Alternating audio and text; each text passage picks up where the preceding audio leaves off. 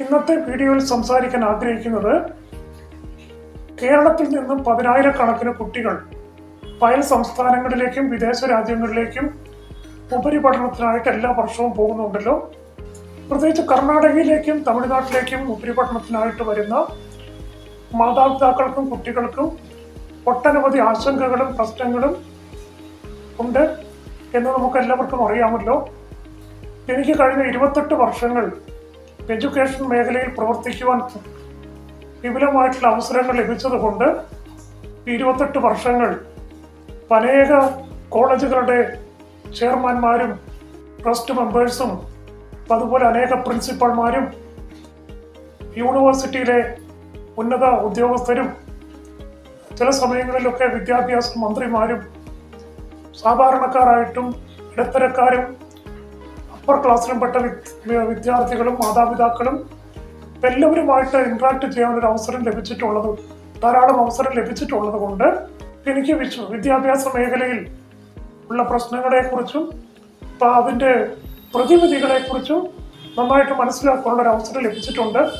ഇപ്പം സമൂഹത്തിൽ നിലനിൽക്കുന്ന ചില വലിയ പ്രശ്നങ്ങൾക്ക് ഒരു പരിഹാരം കാണാൻ കഴിയുന്നുവെങ്കിൽ അതിൽ കൂടി വലിയൊരു ബിസിനസ് ഓപ്പർച്യൂണിറ്റിയും അതുപോലെ തന്നെ ബിസിനസ് ഓപ്പർച്യൂണിറ്റി എന്നതിനുപരിയായിട്ട് അത് സമൂഹത്തിന് നൽകാൻ കഴിയുന്ന ഏറ്റവും വലിയൊരു സേവനവുമാണ് എന്ന് നമുക്ക് എല്ലാവർക്കും അറിയാമല്ലോ. പ്രത്യേകിച്ച് വിദ്യാഭ്യാസം എന്ന് പറയുന്നത് നമ്മുടെ സമൂഹത്തിന്റെ ഒരു നട്ടെല്ലാണ്, ഏറ്റവും ഒഴിച്ചുകൂടാൻ പാടില്ലാത്തൊരു അവിഭാജ്യ ഘടകമാണ്. ആ മേഖലയിലുള്ള പ്രശ്നങ്ങൾക്ക് ഒരു ഗ്രേറ്റ് എക്സ്റ്റെന്റ് നല്ലൊരു സൊല്യൂഷൻ തരിക എന്ന് പറയുന്നത് ഒരു വലിയ പ്രയോജനം ഉണ്ടാകുന്ന കാര്യമായതുകൊണ്ട് അതിലേക്ക് കടക്കുവാൻ ആഗ്രഹിക്കുന്നു. പ്രത്യേകിച്ച് കേരളത്തിന് പുറത്ത് വന്ന് നഴ്സിംഗ് മറ്റ് കോഴ്സുകൾ പഠിക്കുന്ന പല വിദ്യാർത്ഥികൾക്കും രക്ഷിതാക്കൾക്കും ഉണ്ടാകുന്ന ഏറ്റവും വലിയൊരു ആശങ്ക, അവർ പഠിക്കുന്ന കോളേജിന് എല്ലാവിധ അംഗീകാരങ്ങളും ഉണ്ടോ, അവർക്ക് ലഭിക്കുന്ന സർട്ടിഫിക്കറ്റിന് കേരളത്തിലും മറ്റു ലോകത്തിലെ മറ്റു രാജ്യങ്ങളിലും ഒക്കെ വാല്യൂ ഉണ്ടാകുമോ? ഇതെല്ലാം ഒരു അലട്ടിക്കൊണ്ടിരിക്കുന്ന ഒരു പ്രശ്നമാണല്ലോ.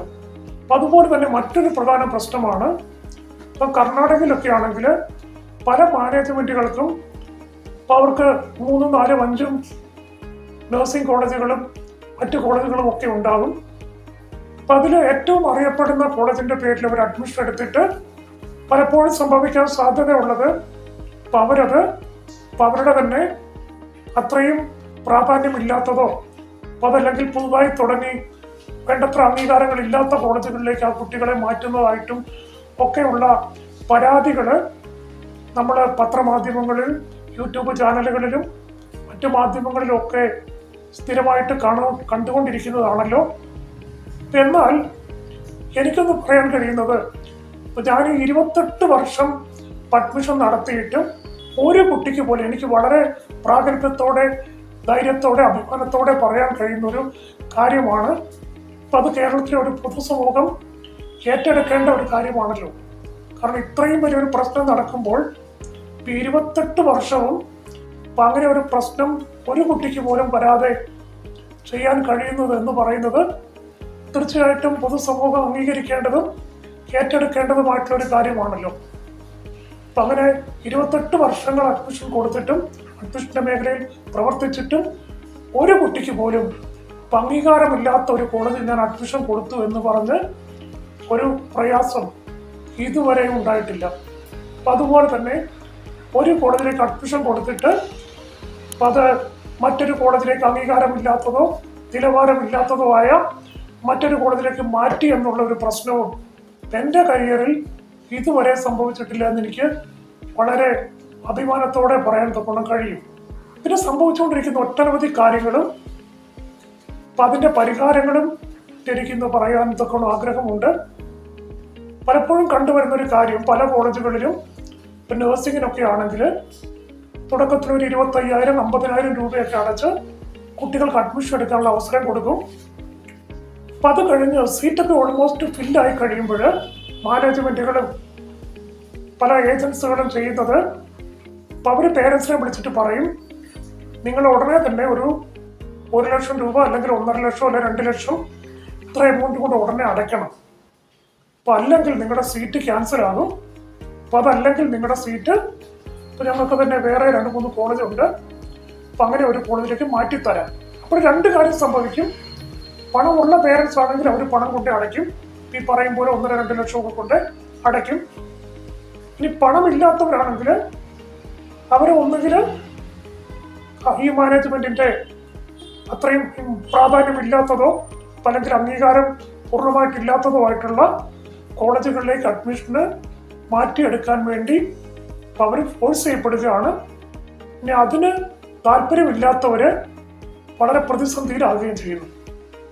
ഇനിയിപ്പം ആ ഒരു ഘട്ടം തരണം ചെയ്തു എന്നിരിക്കട്ടെ, പണം അടച്ചു, അപ്പൊ അവര് തരണം ചെയ്തു, അല്ലെങ്കിൽ മറ്റ് കോളേജിലേക്ക് അവർ മാറി.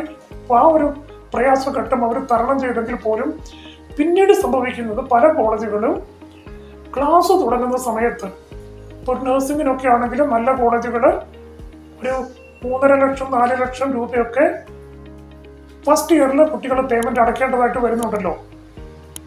പല കോളേജുകൾ, പല രക്ഷകർത്താക്കളും വിചാരിക്കുന്നത് എഡ്യൂക്കേഷൻ ലോണൊക്കെ എടുത്ത് പണം അടയ്ക്കാനൊക്കെ സാവകാശമൊക്കെ കിട്ടും. ഇതാണ് കൂടുതൽ പേരൻസും പ്രത്യേകിച്ച് സാമ്പത്തികമായിട്ടൊക്കെ പിന്നോക്കം നിൽക്കുന്ന പല മാതാപിതാക്കളും വിചാരിക്കുന്നത് ലോണൊക്കെ എടുത്തിട്ട് പണം അടയ്ക്കാം.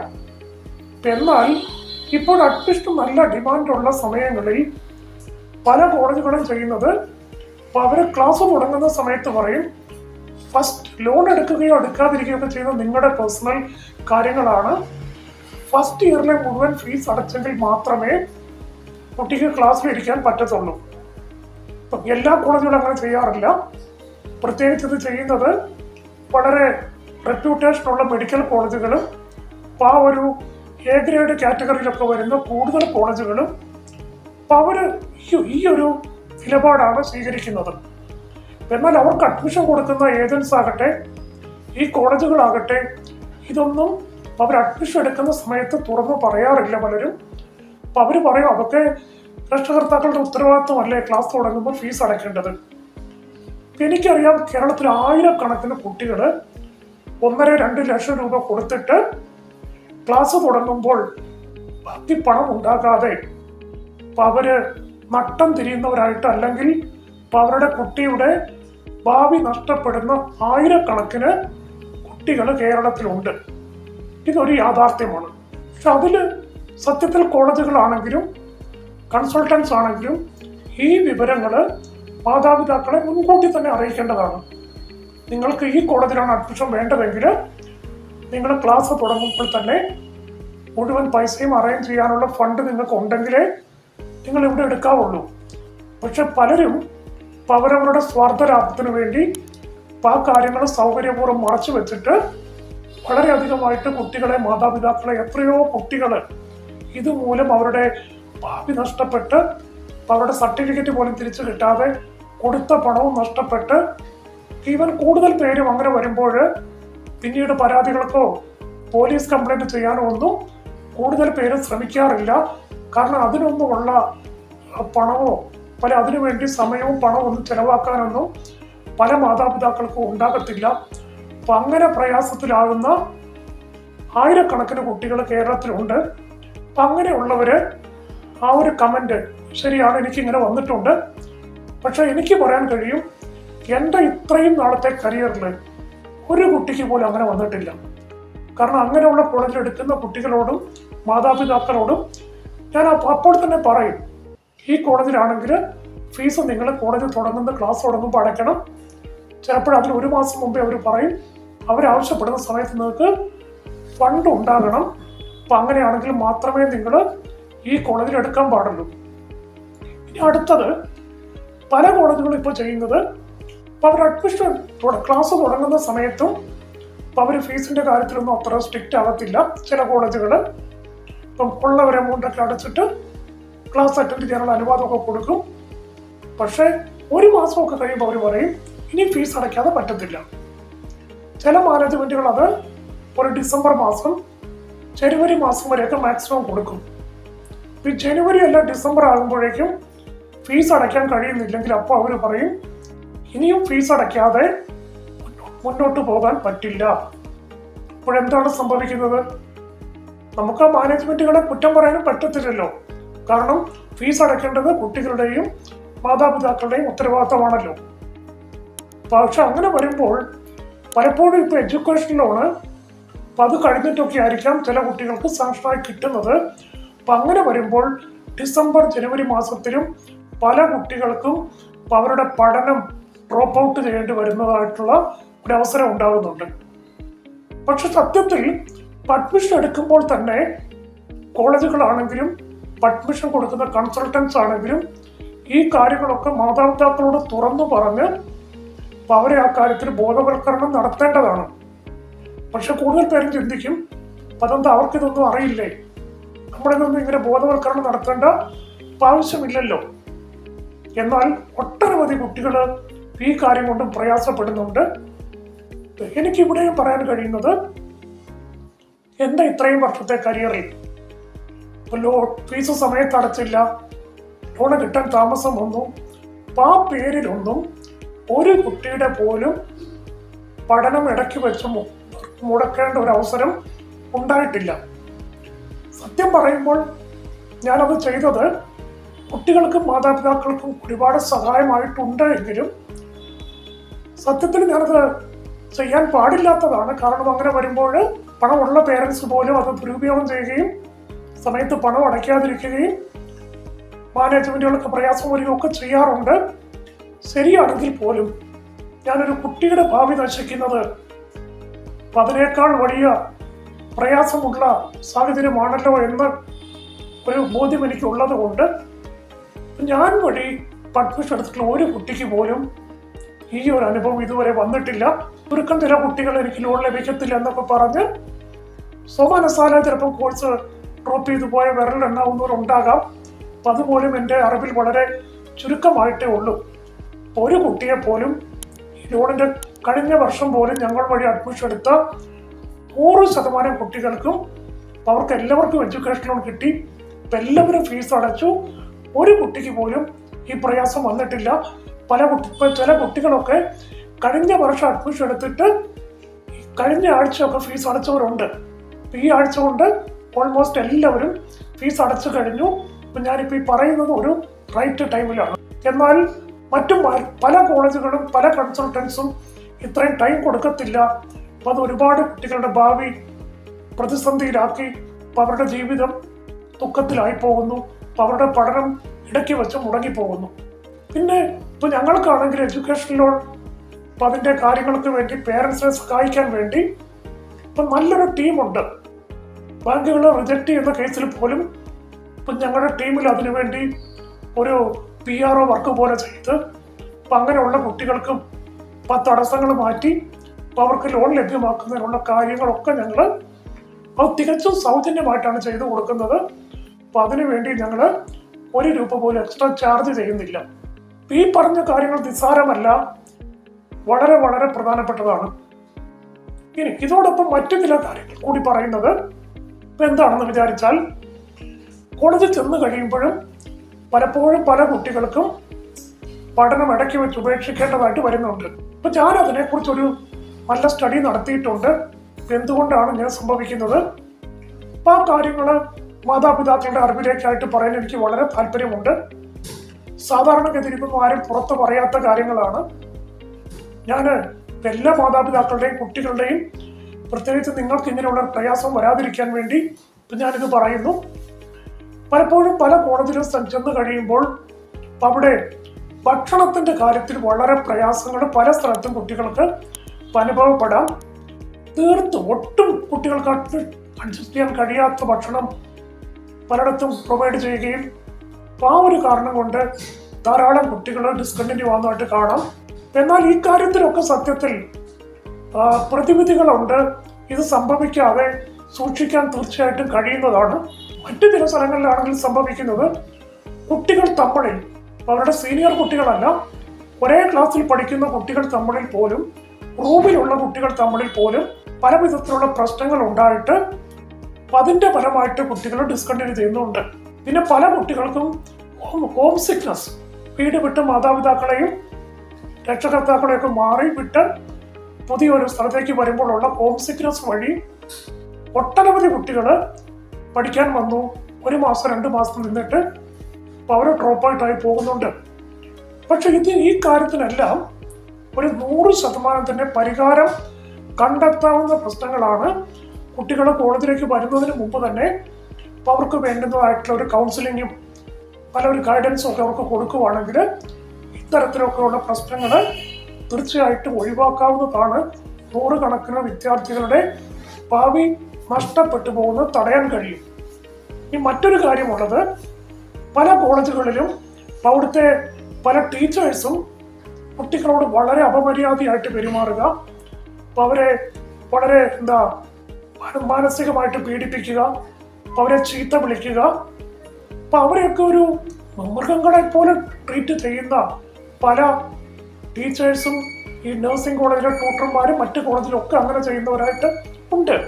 പലപ്പോഴും ഇതൊന്നും അഡ്മിഷൻ എടുത്ത് നൽകുന്ന ഏജൻസിനോടൊക്കെ ഇത് പറഞ്ഞാൽ മിക്കവരും എന്ത് ചെയ്യും, അഡ്മിഷൻ കഴിഞ്ഞു, അവർക്ക് കിട്ടേണ്ട സർവീസ് ചാർജ് അവർക്ക് കിട്ടി, പിന്നെ അവരൊന്നും ഈ പ്രശ്നങ്ങളൊന്നും കൂടുതൽ പേര് ഇടപെടാറില്ല. ഇങ്ങനെ വരുമ്പോഴും പല കുട്ടികളും മാനസികമായി വളരെ പ്രയാസത്തിലാകുകയും അതുവഴിയായിട്ടും പല കുട്ടികൾ പഠനം ഡിസ്കണ്ടിന്യൂ ചെയ്യുന്നതായിട്ട് നമുക്ക് കാണാം. ഇനി മറ്റു പ്രധാനപ്പെട്ട ഒരു കാര്യം എന്ന് പറയുമ്പോൾ, കേരളത്തിൽ നിന്നുള്ള കുട്ടികൾ ഒരുപാട് പേര്, കൂടുതൽ പേരും സ്റ്റേറ്റ് സിലബസിൽ പഠിച്ചിട്ടുള്ളവരായിരിക്കും കർണാടകയിലേക്കും തമിഴ്നാട്ടിലേക്കും ഒക്കെ പഠനത്തിന് വേണ്ടി വരുന്നത്. ഇവർ മിക്ക കുട്ടികൾക്കും ഇവിടെ വന്നു കഴിയുമ്പോൾ തുടക്കത്തിൽ പഠിപ്പിക്കുന്ന കാര്യങ്ങൾ മനസ്സിലാകാൻ ബുദ്ധിമുട്ടാണ്. കാരണം ഇംഗ്ലീഷിൽ ക്ലാസ് എടുക്കുമ്പോൾ ഇവർക്കൊരു ഡൗട്ട് ചോദിക്കാൻ പറ്റാറില്ല. അതിനുള്ള ഒരു ഇംഗ്ലീഷ് പ്രാവീണ്യം കുട്ടികൾക്കില്ല. പലപ്പോഴും പഠിപ്പിക്കുന്ന ഒന്നും കുട്ടികൾക്ക് കാര്യമായിട്ട് മനസ്സിലാവില്ല. പിന്നെ ഫസ്റ്റ് സെമസ്റ്റർ എക്സാം വന്ന് അതിൻ്റെ റിസൾട്ട് വരുമ്പോഴാണെങ്കിലും പല കുട്ടികളും ഒരു സബ്ജക്റ്റ് പോലും പാസ്സാകാതെ എല്ലാ സബ്ജക്റ്റും ഫെയിലാകുന്ന കുട്ടികൾ പോലും ധാരാളമുണ്ട്. ഇനി മറ്റു ചില കുട്ടികളാണെങ്കിൽ 2-3 സബ്ജക്റ്റ് പാസ്സായി, ബാക്കിയുള്ളത് ഫെയിലായി. അങ്ങനെ വരുമ്പോൾ പല കുട്ടികളും ഡിസ്കണ്ടിന്യൂ ചെയ്യും. ഞാൻ എല്ലാ പേപ്പറും തോറ്റുപോയി, ഇനി ഞാൻ മുമ്പോട്ട് പഠിച്ചിട്ട് എന്താ കാര്യം, ഇങ്ങനെ ആശങ്കപ്പെടും. ആ സമയത്ത് പല സീനിയർ കുട്ടികൾ ഇവരെ പറഞ്ഞ് നിരുത്സാഹപ്പെടുത്തും, നീ പഠിക്കണ്ട, നീ മടങ്ങിപ്പോക്കോ, പഠിച്ചോണ്ടൊന്നും നിനക്ക് ജയിക്കാൻ പറ്റത്തില്ല.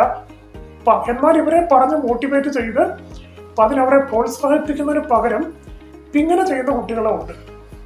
അങ്ങനെ ഒരു സെമസ്റ്റർ ഒക്കെ കഴിയുമ്പോൾ തന്നെ ധാരാളം കുട്ടികൾ കോഴ്സ് ഡിസ്കണ്ടിന്യൂ ചെയ്യുന്നു. ഇനി മറ്റൊരു കാര്യം എന്ന് പറയുന്നത്, എക്സാം നടക്കുന്ന സമയം പല കോളേജുകളും കുട്ടികളോട് അമിതമായിട്ടുള്ള ഫൈൻ ഈടാക്കുന്ന കോളേജുകളുണ്ട്.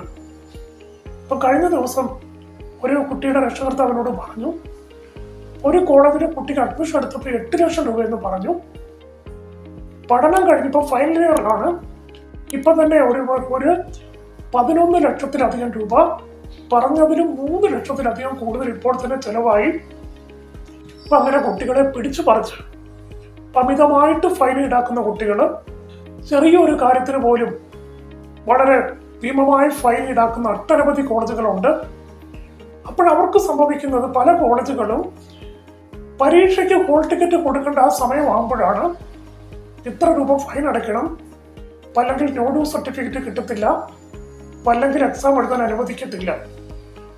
പല മാതാപിതാക്കളും ഒരു 1000 രൂപ പോലും എടുക്കാൻ പ്രയാസമൊക്കെ ഉള്ള മാതാപിതാക്കളാകും കുട്ടികളെ അവരുടെ സ്വർണം പണയം വെച്ചോ കിടപ്പാടം പണയപ്പെടുത്തിയോ ബ്ലേഡ് പലിശയ്ക്ക് പണം വാങ്ങിയോ ഒക്കെ ആയിരിക്കും പലരും കുട്ടികളെ പഠിപ്പിക്കാൻ വേണ്ടി അയക്കുന്നത്. ആ സമയത്താണ് പരീക്ഷ വരുമ്പോൾ 10,000 15,000 ഒക്കെ ഫൈൻ അടയ്ക്കാനുണ്ട്. അത് അടച്ചിട്ടില്ലെങ്കിൽ ഇവനൊരു 1000 രൂപയാണെങ്കിൽ പോലും 100 രൂപയാണെങ്കിലും പല കോളേജുകളും 1 രൂപ ഡ്യൂ ഇല്ലാതെ ക്ലിയർ ചെയ്താൽ മാത്രമേ പരീക്ഷ എഴുതാൻ വേണ്ടി അനുവദിക്കത്തുള്ളൂ. അതും ഒരുപാട് കുട്ടികൾക്ക് അവർക്ക് പരീക്ഷ എഴുതാൻ പറ്റാതെ വരും. അങ്ങനെ വരുമ്പോൾ എന്ത് ചെയ്യും, അവർ ആ കോഴ്സ് ഡിസ്കണ്ടിന്യൂ ചെയ്യും, അവർ കോഴ്സ് നിർത്തിപ്പോകും. ഇങ്ങനെ കുട്ടികളും മാതാപിതാക്കളും ഒട്ടനവധി പ്രശ്നങ്ങൾ അനുഭവിക്കുന്നുണ്ട്. എന്നാൽ ഞാനിത് പറയാനുള്ള കാരണം, ഞാൻ വഴി അഡ്മിഷൻ എടുത്താലും കുട്ടികൾക്ക് ഈ പ്രശ്നങ്ങളൊക്കെ നേരിടേണ്ടി വരുന്നുണ്ടെങ്കിൽ ഒരിക്കലും ഞാനിത് തുറന്ന് പറയത്തില്ല. കാരണം ഞാൻ തന്നെ ഒരു പടി കൊടുത്ത് അടി വാങ്ങേണ്ട കാര്യമില്ലല്ലോ. എനിക്ക് വളരെ സന്തോഷത്തോടെ പറയാൻ കഴിയും, അഭിമാനത്തോടെ പറയാൻ കഴിയും, ഇത്തരം പ്രശ്നങ്ങളൊന്നും ഞാൻ വഴി അഡ്മിഷൻ എടുത്തിട്ടുള്ള കുട്ടികൾക്ക് നാളിതുവരെ ഉണ്ടായിട്ടില്ല. ഏതെങ്കിലും ടീച്ചേഴ്സ് കുട്ടികളെ മാനസികമായിട്ട് ടോർച്ചർ ചെയ്യുന്നുണ്ടെങ്കിൽ, അവർക്ക് വിഷമം വരത്തക്ക രീതിയിൽ അവരോട് സംസാരിക്കുകയോ പെരുമാറുകയോ ചെയ്യുന്നുണ്ടെങ്കിൽ ഞാൻ അപ്പോൾ തന്നെ അത് മാനേജ്മെന്റിന്റെ ശ്രദ്ധയിൽപ്പെടുത്തുകയും അതിന് പരിഹാരം കണ്ടെത്തി കൊടുക്കുകയും ചെയ്യുന്നുണ്ട്. ഇപ്പം ഏതെങ്കിലും കുട്ടികൾക്ക് ഇങ്ങനെ കഴിയുന്നത്ര ഇങ്ങനെ ഒരു ഫൈൻ സിസ്റ്റം ഒഴിവാക്കിക്കൊണ്ടാണ് ഞാൻ ഇതുവരെ അഡ്മിഷൻ ചെയ്തിട്ടുള്ളത്. അപ്പം അങ്ങനെ ഒരു ഭീമമായ ഫൈനൊന്നും ഇപ്പം ഞാൻ വഴി അഡ്മിഷൻ എടുത്ത കുട്ടികൾക്ക് കൊടുക്കേണ്ടി വന്നിട്ടില്ല. അപ്പം അതൊക്കെ എനിക്ക് അഭിമാനത്തോടെ പറയാൻ കഴിയും. പിന്നെ അങ്ങനെ എന്തെങ്കിലും വന്നിട്ടുണ്ടെങ്കിൽ പോലും വളരെ റെയറായിട്ട് അതൊക്കെ വന്നിട്ടുള്ളൂ. പ്രത്യേകിച്ച് ഞാൻ ഈ സുബയ്യ കോളേജിലും അതുപോലെ വിവേകാനന്ദ കോളേജിലും മൈത്രി കോളേജിലും കരാവലി കോളേജിലും ഒക്കെ പ്രവർത്തിക്കുന്ന സമയങ്ങളിൽ ഒരു കുട്ടിയോട് പോലും തന്നെ അങ്ങനെയുള്ള ഫൈനോ കാര്യങ്ങളോ ഒന്നും മേടിച്ചിട്ടില്ല എന്ന് പറയാൻ കൊണ്ട് കഴിയും. പ്രത്യേകിച്ച് ഫീസ് അടയ്ക്കാൻ വൈകിയതിന്റെ പേരിലൊന്നും സാധാരണ കോളേജുകൾ ഭീമമായ പണം അതിനു വേണ്ടി വാങ്ങിക്കും. ഒരു കുട്ടിയോട് പോലും ഫീസ് അടയ്ക്കാൻ വൈകിയതിന്റെ പേരിലൊന്നും 1 രൂപ പോലും ഫൈൻ വാങ്ങിച്ചിട്ടില്ല. ഇത്തരം വളരെ മികച്ച സേവനങ്ങൾ നൽകി കൊടുക്കാൻ തക്കോണം എനിക്ക് കഴിഞ്ഞിട്ടുണ്ട്. അപ്പം അത് ഞാൻ അഭിമാനത്തോടെ പറയട്ടെ. ഇനി മറ്റൊന്ന് എനിക്ക് പറയാനുള്ളത്, കേരളത്തിന് പുറത്ത് പഠിക്കാൻ വിടാൻ വേണ്ടി ധാരാളം മാതാപിതാക്കൾ പ്രതീക്ഷിക്കുന്നത് കേരളത്തിന് പുറത്ത് പ്രത്യേകിച്ച് ബാംഗ്ലൂരൊക്കെ വന്നിട്ടുണ്ടെങ്കിൽ കുട്ടികളെല്ലാവരും വഴിതെറ്റി പോകും. അപ്പം അതുകൊണ്ട് ബാംഗ്ലൂർ ഒന്നും വിട്ട് പഠിപ്പിക്കത്തില്ല, നാട്ടിൽ അഡ്മിഷൻ കിട്ടിയാൽ മാത്രം പഠിച്ചാൽ മതി. അപ്പം അങ്ങനെയാണ് ചില പേരൻസ് ചിന്തിക്കുന്നത്. ചില പേരൻസ് ചിന്തിക്കും അത് മംഗലാപുരം കുറച്ചുകൂടെ നല്ലതാണ്, ചില പേരൻസ് ചിന്തിക്കും മൈസൂർ കുറച്ചുകൂടെ ബെറ്ററാണ്, പിന്നെ ചിലർ വിചാരിക്കും തമിഴ്നാട് കുറച്ചുകൂടെ ബെറ്ററാണ്. പക്ഷെ എനിക്കൊന്ന് പറയാം, എവിടെ പഠിച്ചാലും കുട്ടികൾക്ക് വഴിതെറ്റി പോകേണ്ടവർക്ക് വഴിതെറ്റാനുള്ള അവസരങ്ങൾ വീട്ടിലിരുന്നാലും നാട്ടിൽ പഠിച്ചാലും എല്ലാം വഴിതെറ്റി പോകേണ്ട ധാരാളം അവസരങ്ങൾ ഇപ്പോഴുണ്ട്. എന്നാൽ ബാംഗ്ലൂർ ഏറ്റവും വഴിതെറ്റി പോകുമെന്ന് പ്രതീക്ഷിക്കുന്ന ബാംഗ്ലൂർ പട്ടണത്തിൽ വന്ന് ഒട്ടും വഴി തെറ്റാതെ നിങ്ങളുടെ വീട്ടിൽ കുട്ടി താമസിച്ച് പഠിച്ചാൽ എത്ര സേഫാണോ അതിനേക്കാൾ സേഫായിട്ട് നിങ്ങൾക്ക് ഞാൻ വഴി അഡ്മിഷൻ എടുത്ത് കുട്ടികൾക്ക് പഠിക്കാനുള്ള അവസരങ്ങളുണ്ട്. അപ്പം അതെങ്ങനെയാണെന്നുള്ളത് നിങ്ങളോട് ഞാൻ ഈ യൂട്യൂബ് ചാനലിൽ കൂടി പരസ്യമായിട്ട് പറയാതെ ഞാനത് നിങ്ങളോട് ഒരു വെബിനാർ കണ്ടക്ട് ചെയ്ത് പല ഓൺലൈൻ മീറ്റിംഗ് കണ്ടക്ട് ചെയ്തിട്ട് ഞാൻ അങ്ങനെയുള്ള മാതാപിതാക്കളോടും കുട്ടികളോടും എങ്ങനെയാണ് ഇത് സാധ്യമാകുന്നത് എന്ന് ഞാൻ പറഞ്ഞ് നിങ്ങൾക്ക് 100% അത് ബോധ്യപ്പെടും. ഇപ്പം നിങ്ങളുടെ വീട്ടിൽ നിൽക്കുന്നതിനേക്കാൾ കുട്ടിക്ക് സേഫായിട്ട് ബാംഗ്ലൂരിൽ വന്ന് പഠിക്കാനുള്ള അവസരങ്ങളുണ്ട്, മറ്റു സ്ഥലങ്ങളിലും വന്ന് പഠിക്കുന്നതിനുള്ള അവസരങ്ങളുണ്ട്. ഞാൻ വർഷങ്ങളായിട്ടത് ചെയ്തുകൊണ്ടിരിക്കുന്നതാണ്. അതുകൊണ്ട് ഈ വർഷവും കേരളത്തിൽ അഡ്മിഷൻ കിട്ടാതെ പ്രയാസപ്പെടുന്ന ആയിരക്കണക്കിന് മാതാപിതാക്കളുണ്ട്. അപ്പോൾ അവരുടെ അടുത്ത് പണമുണ്ട്, കുട്ടിക്ക് നല്ല മാർക്കുണ്ട്, പക്ഷെ കേരളത്തിൽ അഡ്മിഷൻ കിട്ടുന്നില്ല. നിങ്ങൾക്ക് ഒരാശങ്കയും വേണ്ട. നിങ്ങൾക്ക് വീട്ടിൽ നിന്ന് പഠിക്കുന്നതിനേക്കാളും സുരക്ഷിതത്വത്തോടെ പഠിക്കാനുള്ള അവസരങ്ങൾ ചെയ്തു തരാൻ 100% സാധ്യമാണ്. ഇനി മറ്റു ചില പ്രധാന കാര്യങ്ങളാണ്, പ്രത്യേകിച്ച് ആൺകുട്ടികളുടെ കാര്യത്തിൽ. കുട്ടികൾ മദ്യത്തിനും മയക്കുമരുന്നിനും ഒക്കെ അടിമകളാകുക, അപ്പം അതുപോലെ തന്നെ പല പനാശാസ്യ കാര്യങ്ങളിലും ഒക്കെ ഇടപെടുക, സാമൂഹ്യ വിരുദ്ധമായിട്ടുള്ള കുറേ കൂട്ടുകെട്ടുകളിലും കാര്യങ്ങളും ഒക്കെ ഇടപെടുക, ഇങ്ങനെയൊക്കെയുള്ള കാര്യങ്ങൾ പല ആൺകുട്ടികളുടെ രക്ഷകർത്താക്കളെയും പ്രയാസപ്പെടുത്തുന്ന കാര്യങ്ങളാണ്. അപ്പം അതുപോലെ അറിഞ്ഞിരിക്കേണ്ട മറ്റു ചില കാര്യങ്ങൾ എന്ന് പറയുന്നത്, മാതാപിതാക്കളെ വലിയ ഫീസൊക്കെ മുടക്കി പഠിപ്പിക്കാൻ വിടുന്ന ഒട്ടനവധി കുട്ടികൾ വളരെ ശ്രദ്ധയോടെ കേൾക്കേണ്ടതാണ്. ഇവിടെ ബാംഗ്ലൂരിൽ വന്ന് അല്ലെ മംഗലാപുരത്ത് വന്ന് അല്ലെ മറ്റു സ്ഥലത്തുള്ള കോളേജുകളിൽ പോയി ആദ്യം ഒരു 2-3 മാസങ്ങളൊക്കെ ക്ലാസ് അറ്റൻഡ് ചെയ്തിട്ട് പിന്നെ അവർ ക്ലാസ് കട്ട് ചെയ്ത് പുറത്തു പോയി മറ്റു പല പാർട്ട് ടൈം ജോലികൾ, ഇപ്പോൾ KFC പോലുള്ള ഫുഡ് ഔട്ട്ലെറ്റുകൾ, അല്ലെങ്കിൽ അവർ ഈ വയറിങ്, പ്ലംബിങ്, ഊബർ ടാക്സി ഓടിക്കുക, ഇങ്ങനെയൊക്കെ ഉള്ള പല പല കാര്യങ്ങളിലേക്ക് അവർ മാതാപിതാക്കൾ അറിയാതെ അത്തരം കാര്യങ്ങളിലേക്ക് അവർ പോകുന്നു. എന്നാൽ മാതാപിതാക്കൾ അറിയുന്നില്ല. പല കോളേജുകളാണെങ്കിലും ഈ കാര്യങ്ങളൊന്നും മാതാപിതാക്കളെ വേണ്ടതുപോലെ അറിയിക്കുന്നില്ല. മാതാപിതാക്കളെ കൃത്യമായിട്ട് ഫീസ് കൊടുക്കുന്നു. അപ്പം അത് ലോണൊക്കെ എടുക്കാതെ ക്യാഷായിട്ട് പേ ചെയ്യുന്ന പല മാതാപിതാക്കളും കുട്ടികളുടെ അടുത്ത് തന്നെ പേയ്മെന്റ് കൊടുക്കുന്നു, ഫീസ് തുക കൊടുക്കുന്നു. അപ്പം അവർ ഈ തുകയൊക്കെ പഠിച്ചു പൊളിച്ച് ചെലവാക്കി പല മാതാപിതാക്കളും ഫൈനൽ ഇയറൊക്കെ വരുമ്പോഴാണ് മനസ്സിലാകുന്നത് എൻ്റെ കുട്ടി 6 മാസമൊക്കെ പഠിച്ചിട്ടുള്ളൂ, ബാക്കി സമയമൊക്കെ ഇങ്ങനെയൊക്കെ ആയിരുന്നു എന്നുള്ളത് പല മാതാപിതാക്കളും വളരെ വൈകിയാണ് മനസ്സിലാക്കുന്നത്. നിങ്ങൾക്ക് എല്ലാവർക്കും ഷോക്കിംഗ് ആകാവുന്ന ഒരു സംഭവ കഥ കൂടി ഞാനൊന്ന് പറയട്ടെ. അത് പറയണമോ വേണ്ടയോ എന്ന് ഞാനൊന്ന് ആശങ്കപ്പെട്ടതാണെങ്കിലും അത് ഞാൻ പറയാം. അത് 2009 നടന്ന ഒരു സംഭവമാണ്. അപ്പം ആ സമയത്ത് ഈ തടിക്കല സുബയ്യ കോളേജ് ഓഫ് നഴ്സിംഗിന്റെ ലാംബ്ലേറ്റിംഗ് സമയത്ത് 2009 ഇപ്പൊ ഷിമോഗ കാത്തലിക് ചർച്ചിലെ അച്ഛനെയാണ് അവിടെ മുഖ്യാതിഥിയായിട്ട് ക്ഷണിച്ചത്. കാരണം അവിടെ ധാരാളം ക്രിസ്ത്യൻ കുട്ടികൾ ഉള്ളതുകൊണ്ട് അവരൊക്കെ ആ ചർച്ചിൽ പതിവായി പോവുകയും ചർച്ചുമായിട്ട് കോളേജ് നല്ലൊരു ബന്ധം കണ്ടിന്യൂ ചെയ്യുന്നുണ്ട്. അപ്പം അങ്ങനെ പള്ളിയിലെ മുഖ്യാതിഥിയായിട്ട് വന്നത് കേരളത്തിൽ നിന്ന് ഒരുപാട് എല്ലാ കുട്ടികളുടെയും മാതാപിതാക്കളും ഓരോ വീട്ടിൽ നിന്നും 4, 5, 6 പേരുണ്ടായിരുന്നു ഓരോ കുട്ടിയുടെ വീട്ടിൽ നിന്ന്. പിന്നെ അവിടെ പഠിച്ചുകൊണ്ടിരുന്ന 2nd year, 3rd year, 4th year വിദ്യാർത്ഥികളും. അപ്പം അങ്ങനെ നിറഞ്ഞു കവിയുന്ന ഒരു വലിയ സദസ്സ്, വലിയൊരു ഓഡിറ്റോറിയത്തിലാണ് അന്ന് പ്രോഗ്രാം നടന്നുകൊണ്ടിരുന്നത്. ഞാനും അവിടെ അന്നൊരു വിശിഷ്ടാതികളുടെ കൂട്ടത്തിലുള്ള ഒരു വ്യക്തിയായിരുന്നു. അപ്പോൾ ആ സമയത്ത് ഈ ഡോക്ടർ നാഗേന്ദ്രയൊക്കെ അധ്യക്ഷ പ്രസംഗമൊക്കെ ചെയ്തപ്പോൾ ഞാനാണെന്ന് ട്രാൻസ്ലേറ്റ് ചെയ്യുകയൊക്കെ ചെയ്തിരുന്നത്. പിന്നെ എനിക്കും സംസാരിക്കാനുള്ള അവസരങ്ങളൊക്കെ ഉണ്ടായിരുന്നു. അപ്പം അതിനുശേഷം മുഖ്യാതിഥിയായി പ്രസംഗിച്ച പള്ളിയിലെ അന്ന് തൻ്റെ ഒരു അനുഭവ കഥ വളരെ സങ്കടത്തോടു കൂടി അന്ന് അറിയിച്ചു. അപ്പം അത് താനെന്ന് അറിയിച്ചത് അപ്പം അവിടെ കൂടിയിരുന്ന അത്രയും പേർക്കത് പ്രയോജനമാകാൻ വേണ്ടി മാത്രമാണ് അദ്ദേഹം അറിയിച്ചത്. അപ്പം അദ്ദേഹം അറിയിച്ചത് അപ്പം ആ അച്ഛൻ എവിടെയെങ്കിലും ഇരുന്ന് ഇപ്പം ഇതിനെ കേൾക്കുന്നുണ്ടാകാം. അപ്പം അദ്ദേഹം ഒന്ന് അറിയിച്ചതിൻ്റെ കാരണം അദ്ദേഹം പറഞ്ഞത് അദ്ദേഹത്തിൻ്റെ ജ്യേഷ്ഠൻ്റെ മകള് കർണാടകയിലെ ദാവൺഗര എന്ന് പറയുന്ന സ്ഥലത്ത് നല്ലൊരു കോളേജിലേക്ക് നഴ്സിംഗ് പഠിക്കാൻ പോയി. അപ്പം ആ കുടുംബത്തിന് കുറേ സാമ്പത്തിക ബുദ്ധിമുട്ടൊക്കെ ഉണ്ടെങ്കിലും അപ്പം അവരെന്തോ ഒരു നല്ല ഒരു തേക്ക് മരം, അപ്പം ആ മരത്തിൽ ഏതാണ്ട് 10-20 കിലോ കുരുമുളകൊക്കെ ഒരു വർഷം കിട്ടുന്ന കുരുമുളകൊക്കെ കായ്ക്കുന്ന ഒരു തേക്ക് മരമൊക്കെ ഉണ്ടായിരുന്നു. അപ്പം ആ കുരുമുളകെല്ലാം പറിച്ച് കളഞ്ഞ് അപ്പം അവരെ തേക്ക് മരമൊക്കെ മുറിച്ച് വിറ്റ് അപ്പം അങ്ങനെയൊക്കെ കഷ്ടപ്പെട്ട് പണം ഉണ്ടാക്കിയാണ് ഈ കുട്ടിയെ പഠിപ്പിക്കാൻ വിട്ടത്. കുട്ടി ആദ്യം 1-2 വർഷം കൂടെയൊക്കെ പഠിച്ചു. നല്ല രീതിയിൽ ഒരു പ്രശ്നം ഉണ്ടായിരുന്നില്ല. ഏതാണ്ട് 3ാമത്തെ വർഷം മറ്റേ എത്തിയപ്പോൾ ക്രിസ്മസ് അവധിക്ക് ഈ കുട്ടി വീട്ടിലെത്തിയില്ല. അപ്പോൾ പറഞ്ഞു കുട്ടിക്ക് കുറേ അസൈൻമെന്റ്സ് ഉണ്ട്, അപ്പം അത് വീട്ടിൽ വന്നാൽ അത് നടക്കത്തില്ല. അപ്പം അതുകൊണ്ട് അസൈൻമെന്റ്സ് ഒക്കെ ചെയ്യാൻ വേണ്ടിയിട്ട് അപ്പം അവിടെ തന്നെ താമസിക്കുവാണ്. അപ്പം വേറെയും കുറച്ച് കുട്ടികളൊക്കെ കൂടെ സ്റ്റേ ചെയ്യുന്നുണ്ട്. വീട്ടുകാരെ പ്രയാസപ്പെടണ്ടെന്ന് പറഞ്ഞു. വീട്ടുകാരത് ശരിയാണല്ലോ എന്ന് വിചാരിക്കുകയും ചെയ്തു.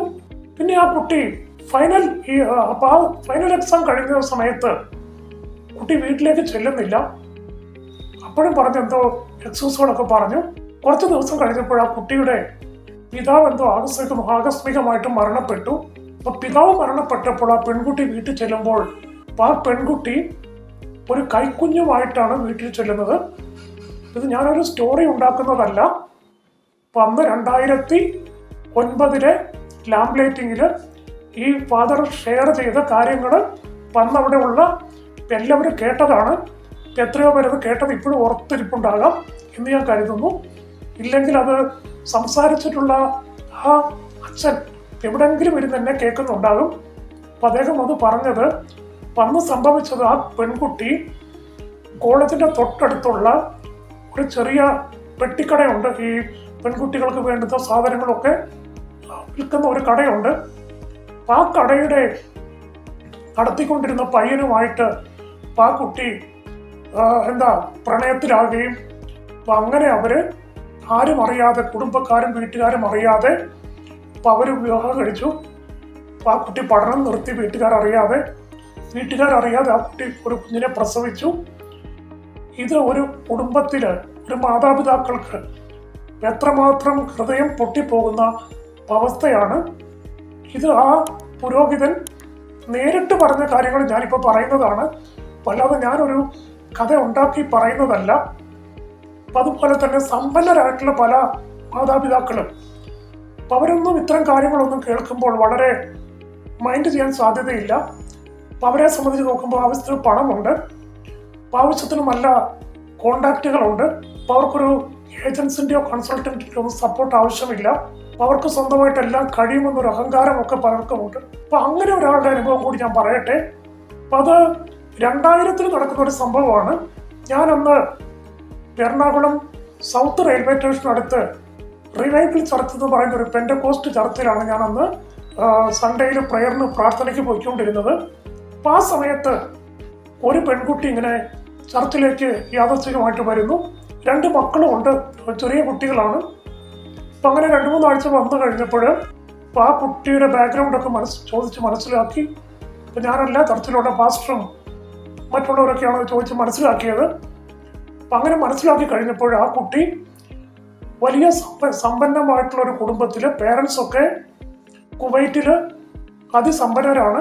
അപ്പം ആ കുട്ടിയുടെ മാതാപിതാക്കള് മാനേജ്മെന്റ് കോട്ടയിൽ വലിയ തുക കൊടുത്ത് ആ കുട്ടിയെ MBBS പഠിക്കാൻ വേണ്ടി ബാംഗ്ലൂരിൽ അയച്ചിരുന്ന, കർണാടകയിൽ അയച്ചിരുന്ന ഒരു കുട്ടിയാണ്. അപ്പം ആ കുട്ടിയും ഇതുപോലെ തന്നെ ആ മെഡിക്കൽ കോളേജിന് തൊട്ട് മുമ്പിൽ ചെറിയ സ്റ്റേഷനറി സാധനങ്ങളും ഈ കോളേജ് കുട്ടികൾക്ക് വേണ്ടുന്ന നോട്ട്ബുക്സും മറ്റു കാര്യങ്ങളും ഒക്കെ വിൽക്കുന്ന ചെറിയൊരു കട. അപ്പം ആ കട നടത്തുന്ന പയ്യനുമായിട്ട് ആ കുട്ടിയും ഇതുപോലെ പ്രണയത്തിലായി. അവർ വീട്ടുകാരറിയാതെ വിവാഹം കഴിച്ചു. അപ്പോൾ അങ്ങനെ ആ കുട്ടി പഠനം ഡിസ്കണ്ടിന്യൂ ചെയ്തു. അപ്പം ആ കുട്ടി കുടുംബവുമായിട്ടുള്ള എല്ലാ ബന്ധങ്ങളും ഉപേക്ഷിച്ചു. എന്നിട്ട് ആ കുട്ടി ഞാൻ ആ ചർച്ചിലൊക്കെ വരുന്ന സമയത്ത് എനിക്കറിയില്ല, ഇപ്പം ആ കുട്ടിയും ഇപ്പോൾ കുട്ടിയല്ല, ഒരു 10-40 വയസ്സൊക്കെ ഇപ്പോഴുണ്ടാകാം. എവിടെയെങ്കിലും ഇരുന്ന് ഇപ്പം ഞാനിപ്പോൾ പറയുന്നത് കേൾക്കുന്നുണ്ടാകാം. അപ്പം അന്ന് അവരുടെ ജീവിതം എനിക്ക് തോന്നുന്ന ഒരു വളരെ നരകതുല്യമായ ഒരു ജീവിതമായിരുന്നു ആ ചർച്ചിലൊക്കെ വരുമ്പോൾ എന്നാണ് ഞാൻ കരുതുന്നത്. എങ്ങനെയായിരുന്നാലും ആ മാതാപിതാക്കൾക്കൊക്കെ ഉണ്ടാകാവുന്ന ഹൃദയത്തിൻ്റെ വേദനയും ദുഃഖവും ഒക്കെ എത്രമാത്രമായിരിക്കും. ഇതൊന്നോ രണ്ടോ പേർക്കല്ല, ആയിരക്കണക്കിന് വിദ്യാർത്ഥികൾക്ക് ഇന്നിപ്പോൾ ഇങ്ങനെ സംഭവിച്ചുകൊണ്ടിരിക്കുന്നുണ്ട്. ആയിരക്കണക്കിന് പേർക്ക്. ഇത് പലരും മനസ്സിലാക്കുന്നില്ല. അവരവർക്ക് ഇത്തരം അവസരങ്ങൾ വരുമ്പോഴാണ് പലരും വിഷമിക്കുന്നത്. എന്നാൽ എനിക്കൊന്ന് പറയാൻ കഴിയും, ഇവൻ ഞാൻ വഴി അഡ്മിഷൻ എടുത്ത ഒരു കുട്ടിക്ക് പോലും ഇത്തരമുള്ള ദുരവസ്ഥകൾ ഉണ്ടാകാതെ വേണ്ട കാര്യങ്ങൾ അവർക്ക് കൗൺസിലിംഗ് കൊടുക്കാനും അവരോടൊപ്പം നിൽക്കാനും ഇങ്ങനെയുള്ള ഒരു ഒറ്റ സംഭവം പോലും ഉണ്ടാകാതെ ശ്രദ്ധിക്കുവാൻ തക്കവണ്ണം കഴിഞ്ഞിട്ടുണ്ടെന്ന് എനിക്ക് പറയാൻ തക്കവണ്ണം കഴിയും. പ്രത്യേകിച്ച് ഈ ഫോറിൻ മെഡിക്കൽ പഠനത്തിനൊക്കെ ആയിട്ട് ഇപ്പോൾ ആയിരക്കണക്കിന് വിദ്യാർത്ഥികൾ, പെൺകുട്ടികളും ആൺകുട്ടികളും കേരളത്തിൽ നിന്ന് വിദേശ രാജ്യങ്ങളിൽ പോയി പഠിക്കുന്നുണ്ട്.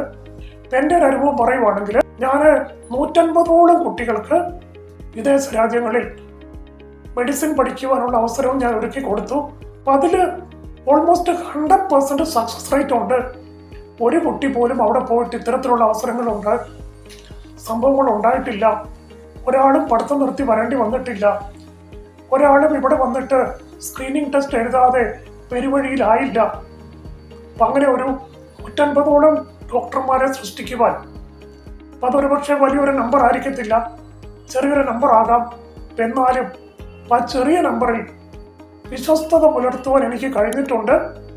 അപ്പം ഇപ്പം ഞാൻ വഴി അഡ്മിഷൻ എടുത്ത കുട്ടികൾ ഇപ്പം അമേരിക്കയിലെ ഡോക്ടേഴ്സായിട്ട് പ്രാക്ടീസ് ചെയ്യുന്നവരവരെ ഉണ്ട് എന്ന് പറയുന്നതിലും ഇപ്പം എനിക്ക് നോർത്ത് ഇന്ത്യയിൽ ഞാൻ കടന്നുപോയി അവിടുത്തെ മിനിസ്റ്ററിൻ്റെയും അവിടുത്തെ ചീഫ് മിനിസ്റ്ററിൻ്റെ കുടുംബത്തിൽ നിന്ന് വരെ കുട്ടികൾ വന്ന് പഠിക്കുന്നതിനും അപ്പം അങ്ങനെയൊക്കെ ഉള്ള ഒരുപാട് അനുഭവങ്ങൾ എനിക്കുണ്ടായി.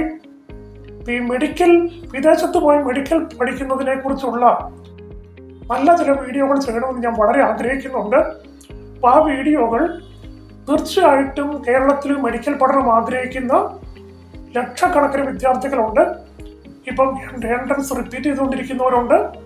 അപ്പം അതുപോലെ തന്നെ +2 പഠിച്ചിട്ട് അടുത്ത വർഷം MBBS ആഗ്രഹിക്കുന്നവർ, 10th +1 പഠിക്കുന്നവർ, ഇനി 8ാം ക്ലാസ് മുതൽ പഠിച്ചിട്ട് ഭാവിയിൽ മെഡിസിൻ പഠിക്കണമെന്ന് ആഗ്രഹിക്കുന്നവർ, അവർക്കൊക്കെ വളരെ പ്രയോജനമാകുന്ന ഒട്ടനവധി, മറ്റാരും പറയാത്ത ഒട്ടനവധി കാര്യങ്ങളാണ് ഞാൻ ആ വീഡിയോയിൽ കൂടി പറയാൻ ആഗ്രഹിക്കുന്നത്.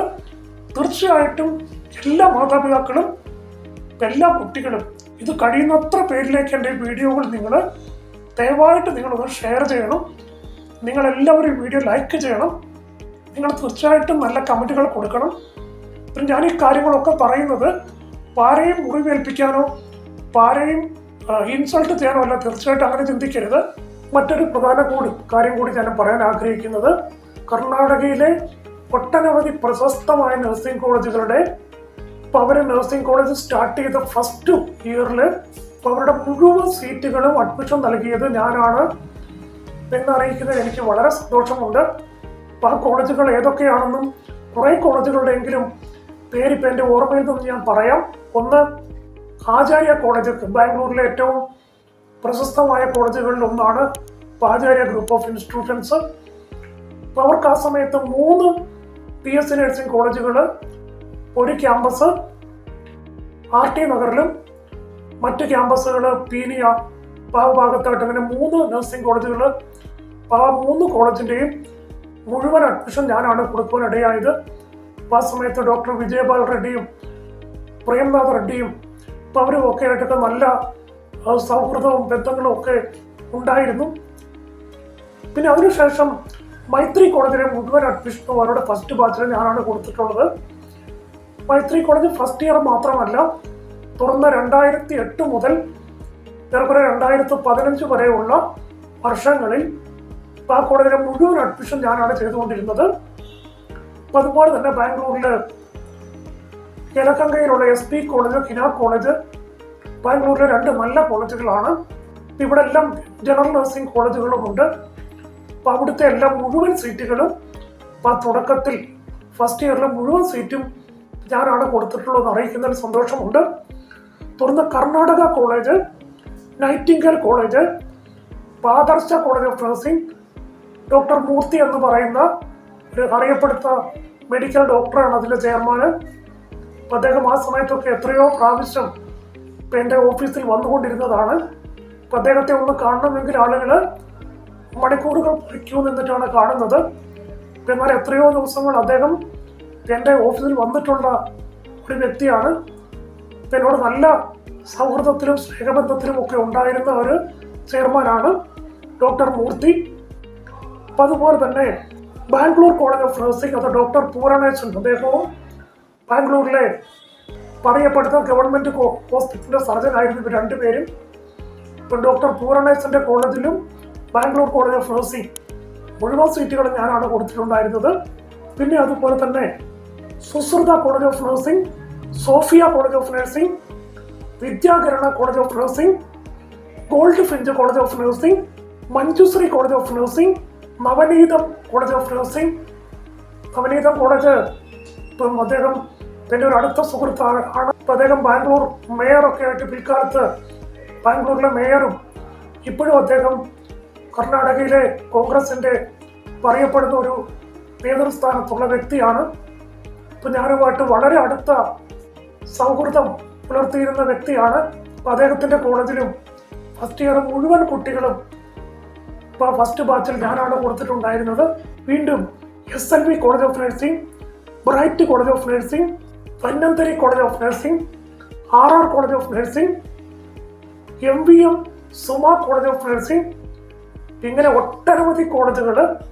ഈ കോളേജുകളിലൊക്കെ 1-2 അഡ്മിഷൻ അല്ല, ഈ കോളേജുകളിലെല്ലാം മുഴുവൻ സീറ്റുകളും, ഒരു സീറ്റ് പോലും ഒഴിയാതെ മുഴുവൻ സീറ്റുകളും അവരുടെ ഫസ്റ്റ് ബാച്ച് തുടങ്ങിയപ്പോൾ ഞാനാണ് അഡ്മിഷൻ കൊടുത്തത്. അത്രയും ഒരാൾക്കത് ചിന്തിക്കാൻ പോലും പറ്റത്തില്ല. ഒരു കൺസൾട്ടന്റ് അല്ലെങ്കിൽ ഒരു വ്യക്തി ഇപ്പോൾ ഒരു 2-3 കോളേജിലേക്ക് പോലും അഡ്മിഷൻ കൊടുക്കാൻ വേണ്ടി ഇപ്പം ഇത്രയും ഡിമാൻഡ് ഉണ്ടായിട്ട് പോലും കൺസൾട്ടൻസ് സ്ട്രഗിൾ ചെയ്യുവാണ്. അപ്പോൾ ആ സമയത്താണ് ഇത്രയും കോളേജുകളിലേക്ക് എനിക്ക് ആ സമയത്ത് അഡ്മിഷൻ കൊടുക്കാൻ കഴിഞ്ഞത്. അത് വലിയൊരു പ്രോജക്റ്റായിട്ട് ചെയ്ത് അതിനെ കേരളത്തിൻ്റെ മുഖച്ഛായ മാറ്റത്തക്ക രീതിയിൽ പ്ലാൻ ചെയ്തുവെങ്കിലും ഞാൻ എൻ്റെ കഴിഞ്ഞ വീഡിയോയിൽ പറഞ്ഞതുപോലെ ചില ദുഷ്ട മനുഷ്യരാണ് അതിനെ തകർത്ത് കളഞ്ഞത്. എന്നാൽ ഈ പേര് പറഞ്ഞിട്ടുള്ള മിക്ക കോളേജുകളിലും പഠിച്ചിട്ടുള്ള കൂടുതൽ വിദ്യാർത്ഥികളും എന്നല്ല ഓൾമോസ്റ്റ് എല്ലാ വിദ്യാർത്ഥികളും തന്നെ കോഴ്സ് വിജയകരമായി പൂർത്തീകരിച്ചു എന്നും അപ്പം അവരൊക്കെ ഇന്ന് അമേരിക്കയിലും കാനഡയിലും ഓസ്ട്രേലിയയിലും ഗൾഫ് രാജ്യങ്ങളിലും മറ്റ് യൂറോപ്യൻ രാജ്യങ്ങളിലും ഒക്കെ ഇരുന്ന് എൻ്റെ ഈ വീഡിയോ ശ്രദ്ധിക്കുന്നുണ്ടാകാം. തീർച്ചയായിട്ടും ഇല്ലെങ്കിൽ കുറെ പേരുടെയെങ്കിലും ശ്രദ്ധയിൽ വരുമ്പോൾ നിങ്ങളുടെ കൂടെ പഠിച്ച മറ്റു സുഹൃത്തുക്കൾക്കും ഒക്കെ ഇതൊന്ന് ഷെയർ ചെയ്യുന്നത് ഒത്തിരി നല്ലതായിരിക്കും. ഇപ്പം ഞാൻ നിങ്ങൾക്ക് ചെയ്ത നന്മകൾ മറക്കില്ല എന്നും മറക്കാതിരിക്കുന്നത് എനിക്ക് മറ്റൊന്നും നിങ്ങൾ ചെയ്യേണ്ട. നിങ്ങൾ ചെയ്യേണ്ടത് എൻ്റെ വീഡിയോ ഒന്ന് നിങ്ങൾ ലൈക്ക് ചെയ്യുകയും നല്ല പോസിറ്റീവായിട്ടുള്ള കമൻറ്റുകൾ കൊടുക്കുകയും ഷെയർ ചെയ്യുകയും ചെയ്താൽ മാത്രം മതി. മറ്റൊന്നും ഞാൻ പ്രതീക്ഷിക്കുന്നില്ല. അപ്പം അതുപോലെ തന്നെ ഒരു പ്രാവശ്യം ഞാൻ ഓർക്കുന്നുണ്ട്, എൻ്റെ ഓഫീസിലൊന്ന് RR കോളേജിലെയും ധന്വന്തരി കോളേജിലെയും കുട്ടികൾ, അപ്പോൾ അവരൊരു 100 കുട്ടികൾ എൻ്റെ ഓഫീസിൽ വന്ന് പിന്നെ അവർ ഈ ചില കോളേജുകളിൽ പ്രിൻസിപ്പാൾമാരെയൊക്കെ കൊരാമോ ചെയ്യുന്നു എന്ന് പറഞ്ഞതുപോലെ അപ്പോൾ അവരൊരു 100 കുട്ടികൾ, എനിക്കതൊരു ഡ്യൂപ്ലക്സ് ഓഫീസാണ്, 4000 സ്ക്വയർ ഫീറ്റ് ഒക്കെ ഉണ്ട്. ഇപ്പോൾ താഴത്തെ നിലയിലാണ് ഇപ്പോൾ എൻ്റെ ഓഫീസ്. അപ്പോൾ അവരെല്ലാവരും കൂടി അങ്ങോട്ട് വന്നു. എന്നിട്ട് ഞാൻ അവരെ ചതിച്ചു വഞ്ചിച്ചു എന്നൊക്കെയാണ് അവർ ചിന്തിക്കുന്നത്. പക്ഷേ ഞാൻ അവർക്ക് നന്മയല്ലാതെ ഒരു തിന്മയും ചെയ്തിട്ടില്ല. 1 രൂപ പോലും ഞാൻ ആരോട് വാങ്ങിയിട്ടില്ല. കോളേജും എനിക്ക് 1 രൂപ പോലും തന്നിട്ടില്ല. ആ സമയത്ത് അവിടുത്തെ കോളേജിന്റെ കിരൺ, അദ്ദേഹത്തിനൊക്കെ എന്നോട് വലിയ സ്നേഹവും സൗഹൃദവും ഒക്കെ ആയിരുന്നു. എന്നാൽ കുറെ നാളുകളായിട്ടും ലോൺ കിട്ടാതെ വന്നതുകൊണ്ട് എന്തുകൊണ്ടാണ് ലോൺ കിട്ടാതെ വന്നതെന്നൊക്കെ ഞാൻ പിന്നാലെ പറയാം. ആ കുട്ടികളൊക്കെ ഞാൻ അവരെ ചതിച്ചു വഞ്ചിച്ചു എന്നൊക്കെ തെറ്റിദ്ധരിച്ച് അവരൊക്കെ എൻ്റെ ഓഫീസിൽ വരികയും വന്ന് ഒരുപക്ഷെ അവരെന്നെ കയ്യേറ്റം ചെയ്യുകയോ അല്ലെങ്കിൽ ഒരു വയലൻസ് ഉണ്ടാക്കി ചിലപ്പോൾ അവരെന്നെ ജീവഹാനി വരുത്തുകയോ ഒക്കെ വേണം ചെയ്യാമായിരുന്നു. ആ നിലയിലാണ് വന്ന് അവരെന്നോട് റെസ്പോണ്ട് ചെയ്തത്. അപ്പോഴെനിക്ക് മനസ്സിലായി, ഇത് ഞാൻ 3-4 മണിക്കൂർ ഇപ്പം അങ്ങനെ അവരോട് കൺവിൻസ് ചെയ്യാന്നൊക്കെ വിചാരിച്ചിട്ടും അവർ കൺവിൻസ്ഡ് ആകുന്നില്ല. അപ്പം അവരത് പ്രശ്നം വഷളാകും, കൈവിട്ടു പോകുമെന്ന ഒരു പരിധിയിലേക്ക് വരെ അന്ന് കാര്യങ്ങൾ എത്തുന്നത് പോലെ എനിക്ക് തോന്നിയപ്പോൾ എനിക്ക് വളരെ പരിചയമുള്ള ഒരു കോളേജ് മാനേജ്മെന്റിനെ വിളിച്ച് പറഞ്ഞു, ഇങ്ങനെ ഒരു പ്രശ്നമുണ്ട്. അപ്പം അത് പറഞ്ഞപ്പോൾ അവർ പറഞ്ഞു, വിഷമിക്കണ്ട, ഞങ്ങളൊരു ടീമിനെ അങ്ങോട്ട് വിടാം. എനിക്കറിയില്ലായിരുന്നു ഈ ടീം ആരാ വരുന്നതെന്നൊന്നും. പക്ഷെ വന്നപ്പോൾ വലിയ ഗുണ്ടകളായിട്ടുള്ള ഒരു 8-10 പേരാണ് വന്നത്. അപ്പൊ അവര് ഈ ഗുണ്ടകളുടെ കയ്യിലൊക്കെ നമ്മൾ സിനിമയിലൊക്കെ കാണുന്നുണ്ടല്ലോ, വലിയ കൊടുവാളും കത്തിയും അങ്ങനെയുള്ള മാരകായുധങ്ങളൊക്കെ ചാക്കിൽ കെട്ടിയാണ് ഇവർ വന്നത്. ഇവരാണെങ്കിൽ മൂക്കറ്റം മദ്യപിച്ചിട്ടുണ്ട്. അപ്പൊ അങ്ങനെയുള്ള ഗുണ്ടകളാണ് വന്നത്. ആ ഗുണ്ടകളാണെങ്കിൽ എന്തും ചെയ്യാൻ തയ്യാറായിട്ടുള്ളവരാണ്. അപ്പോൾ ഞാൻ അവരോട് ഗുണ്ടകളോട് പറഞ്ഞു, നിങ്ങൾ ഒന്നും ചെയ്യണ്ട, നിങ്ങൾ ഒരു വാക്ക് പോലും സംസാരിക്കണ്ട, നിങ്ങൾ ഇവിടെ ജസ്റ്റ് നിന്നാൽ മതി, ഞാൻ ഈ കാര്യങ്ങൾ സോൾവ് ചെയ്തോളാം. അപ്പൊ ഗുണ്ടകൾ വന്നപ്പോൾ ഈ ഗുണ്ടകൾ അന്ന് ഉറുദു ലാംഗ്വേജിലാണ് സംസാരിക്കുന്നത്. അപ്പൊ അതിൽ ഒരു കുട്ടിക്ക് അന്ന് ഉറുദു പറയും. ഒരുപക്ഷെ ആ കുട്ടിയും എവിടെയെങ്കിലും എടുത്ത് ശ്രദ്ധിക്കുന്നുണ്ടാകും. ഇവര് നമ്മൾ പറയുന്നത്, ഇത് 100 കുട്ടികളുണ്ട്, നമ്മൾ ഇത്രയും പേര് പോരാ, കുറച്ചു പേരും കൂടെ ആയുധങ്ങളും ഒക്കെ ആയിട്ട് വരണം. ഇതൊക്കെയാണ് ഇവരുടെ കൂടെയുള്ള മറ്റു ഗ്യാങ്ങിനോടൊക്കെ പറയുന്നത്. ഇത് ഇവർക്ക് മനസ്സിലായി. ഞാൻ ഇവരോട് പറഞ്ഞു, നിങ്ങൾ ഒരു അക്ഷരം പോലും മിണ്ടരുത്. ഈ ഗുണ്ടകളോടാണ് പറഞ്ഞത്, ഒരക്ഷരം പോലും നിങ്ങൾ മിണ്ടണ്ട, നിങ്ങൾ ഇവിടെ ജസ്റ്റ് നിന്നാൽ മതി. അപ്പൊ ഞാൻ ഈ കുട്ടികളോട് പറഞ്ഞു, നിങ്ങളോട് ഞാൻ ഇത്ര നേരമായിട്ട് സംസാരിക്കുന്നു, ഒരു പക്ഷേ ഇതിന് നീണ്ടു പോവുകയാണെങ്കിൽ നിങ്ങൾ വിചാരിക്കും ഞാൻ നിങ്ങളെ ചതിച്ചു വഞ്ചിച്ചു, അപ്പൊ നിങ്ങൾ എന്നെ കയ്യേറ്റം ചെയ്യുകയോ ചിലപ്പോൾ ഞാൻ മരണപ്പെടാനോ പോലുള്ള സാധ്യതകളുണ്ട്. അപ്പൊ അങ്ങനെ സംഭവിച്ചാൽ കുട്ടികളെ ചതിച്ച ഒരു ഏജന്റിനെ കുട്ടികള് അടിച്ചു കൊന്നുവെന്നോ അപ്പൊ അങ്ങനെയൊക്കെ ആയിരിക്കും നാളെ പത്രമാധ്യമങ്ങളിലൊക്കെ വരാൻ പോകുന്നത്. അപ്പൊ എന്താണെങ്കിലും അങ്ങനെ മരിക്കാൻ വേണ്ടി ഞാൻ തയ്യാറല്ല. അപ്പൊ അതുകൊണ്ട് ഞാൻ കാര്യങ്ങൾ ഒന്നുകൂടെ വിശദമായിട്ട് പറഞ്ഞു തരാം. നിങ്ങൾ വളരെ സൗമ്യമായിട്ടത് കേൾക്കുക. കേട്ട് കഴിഞ്ഞ് നിങ്ങൾ സൗമ്യമായിട്ട് ഇവിടുന്ന് പിരിഞ്ഞു പോവുക എന്ന് അവരോട് പറഞ്ഞപ്പോൾ അവർ പറഞ്ഞു, സാറിന് പറയാനുള്ളത് പറഞ്ഞു, ഞങ്ങൾ കേൾക്കാം. അപ്പം ഞാൻ ഗുണ്ടകളോട് പറഞ്ഞു, ഞാൻ സംസാരിച്ചു കഴിയുന്നത് വരെ നിങ്ങളിവിടെ വെയിറ്റ് ചെയ്തു എന്ന് പറഞ്ഞു. അവരവിടെ തന്നെ ശാന്തരായിട്ട് വെയിറ്റ് ചെയ്തു. ഞാൻ കുറേ സമയമെടുത്ത് കുട്ടികളോട് ഉണ്ടായ സംഭവങ്ങളെല്ലാം ഇപ്പം ഞാൻ അവരോട് വിശദീകരിച്ച് പറഞ്ഞു കഴിഞ്ഞപ്പോൾ കുറേ കുട്ടികൾ പൊട്ടിക്കരയാൻ തുടങ്ങി. കുറേ പേരെന്നെ കെട്ടിപ്പിടിച്ച് കരയാൻ തുടങ്ങി. അപ്പോൾ അവർക്ക് അപ്പോഴാണ് കാര്യങ്ങൾ എന്താണെന്ന് വ്യക്തമായിട്ട് മനസ്സിലാകുന്നത്. എനിക്ക് ഒരുപാട് സങ്കടം വന്നു. അപ്പം ആ സമയത്ത് എൻ്റെ കുക്കായിട്ടൊക്കെ ഒരു മനുഷ്യനുണ്ട്. അദ്ദേഹത്തിൻ്റെ മകളും അന്ന് SP കോളേജിൽ പഠിക്കുന്നുണ്ട്.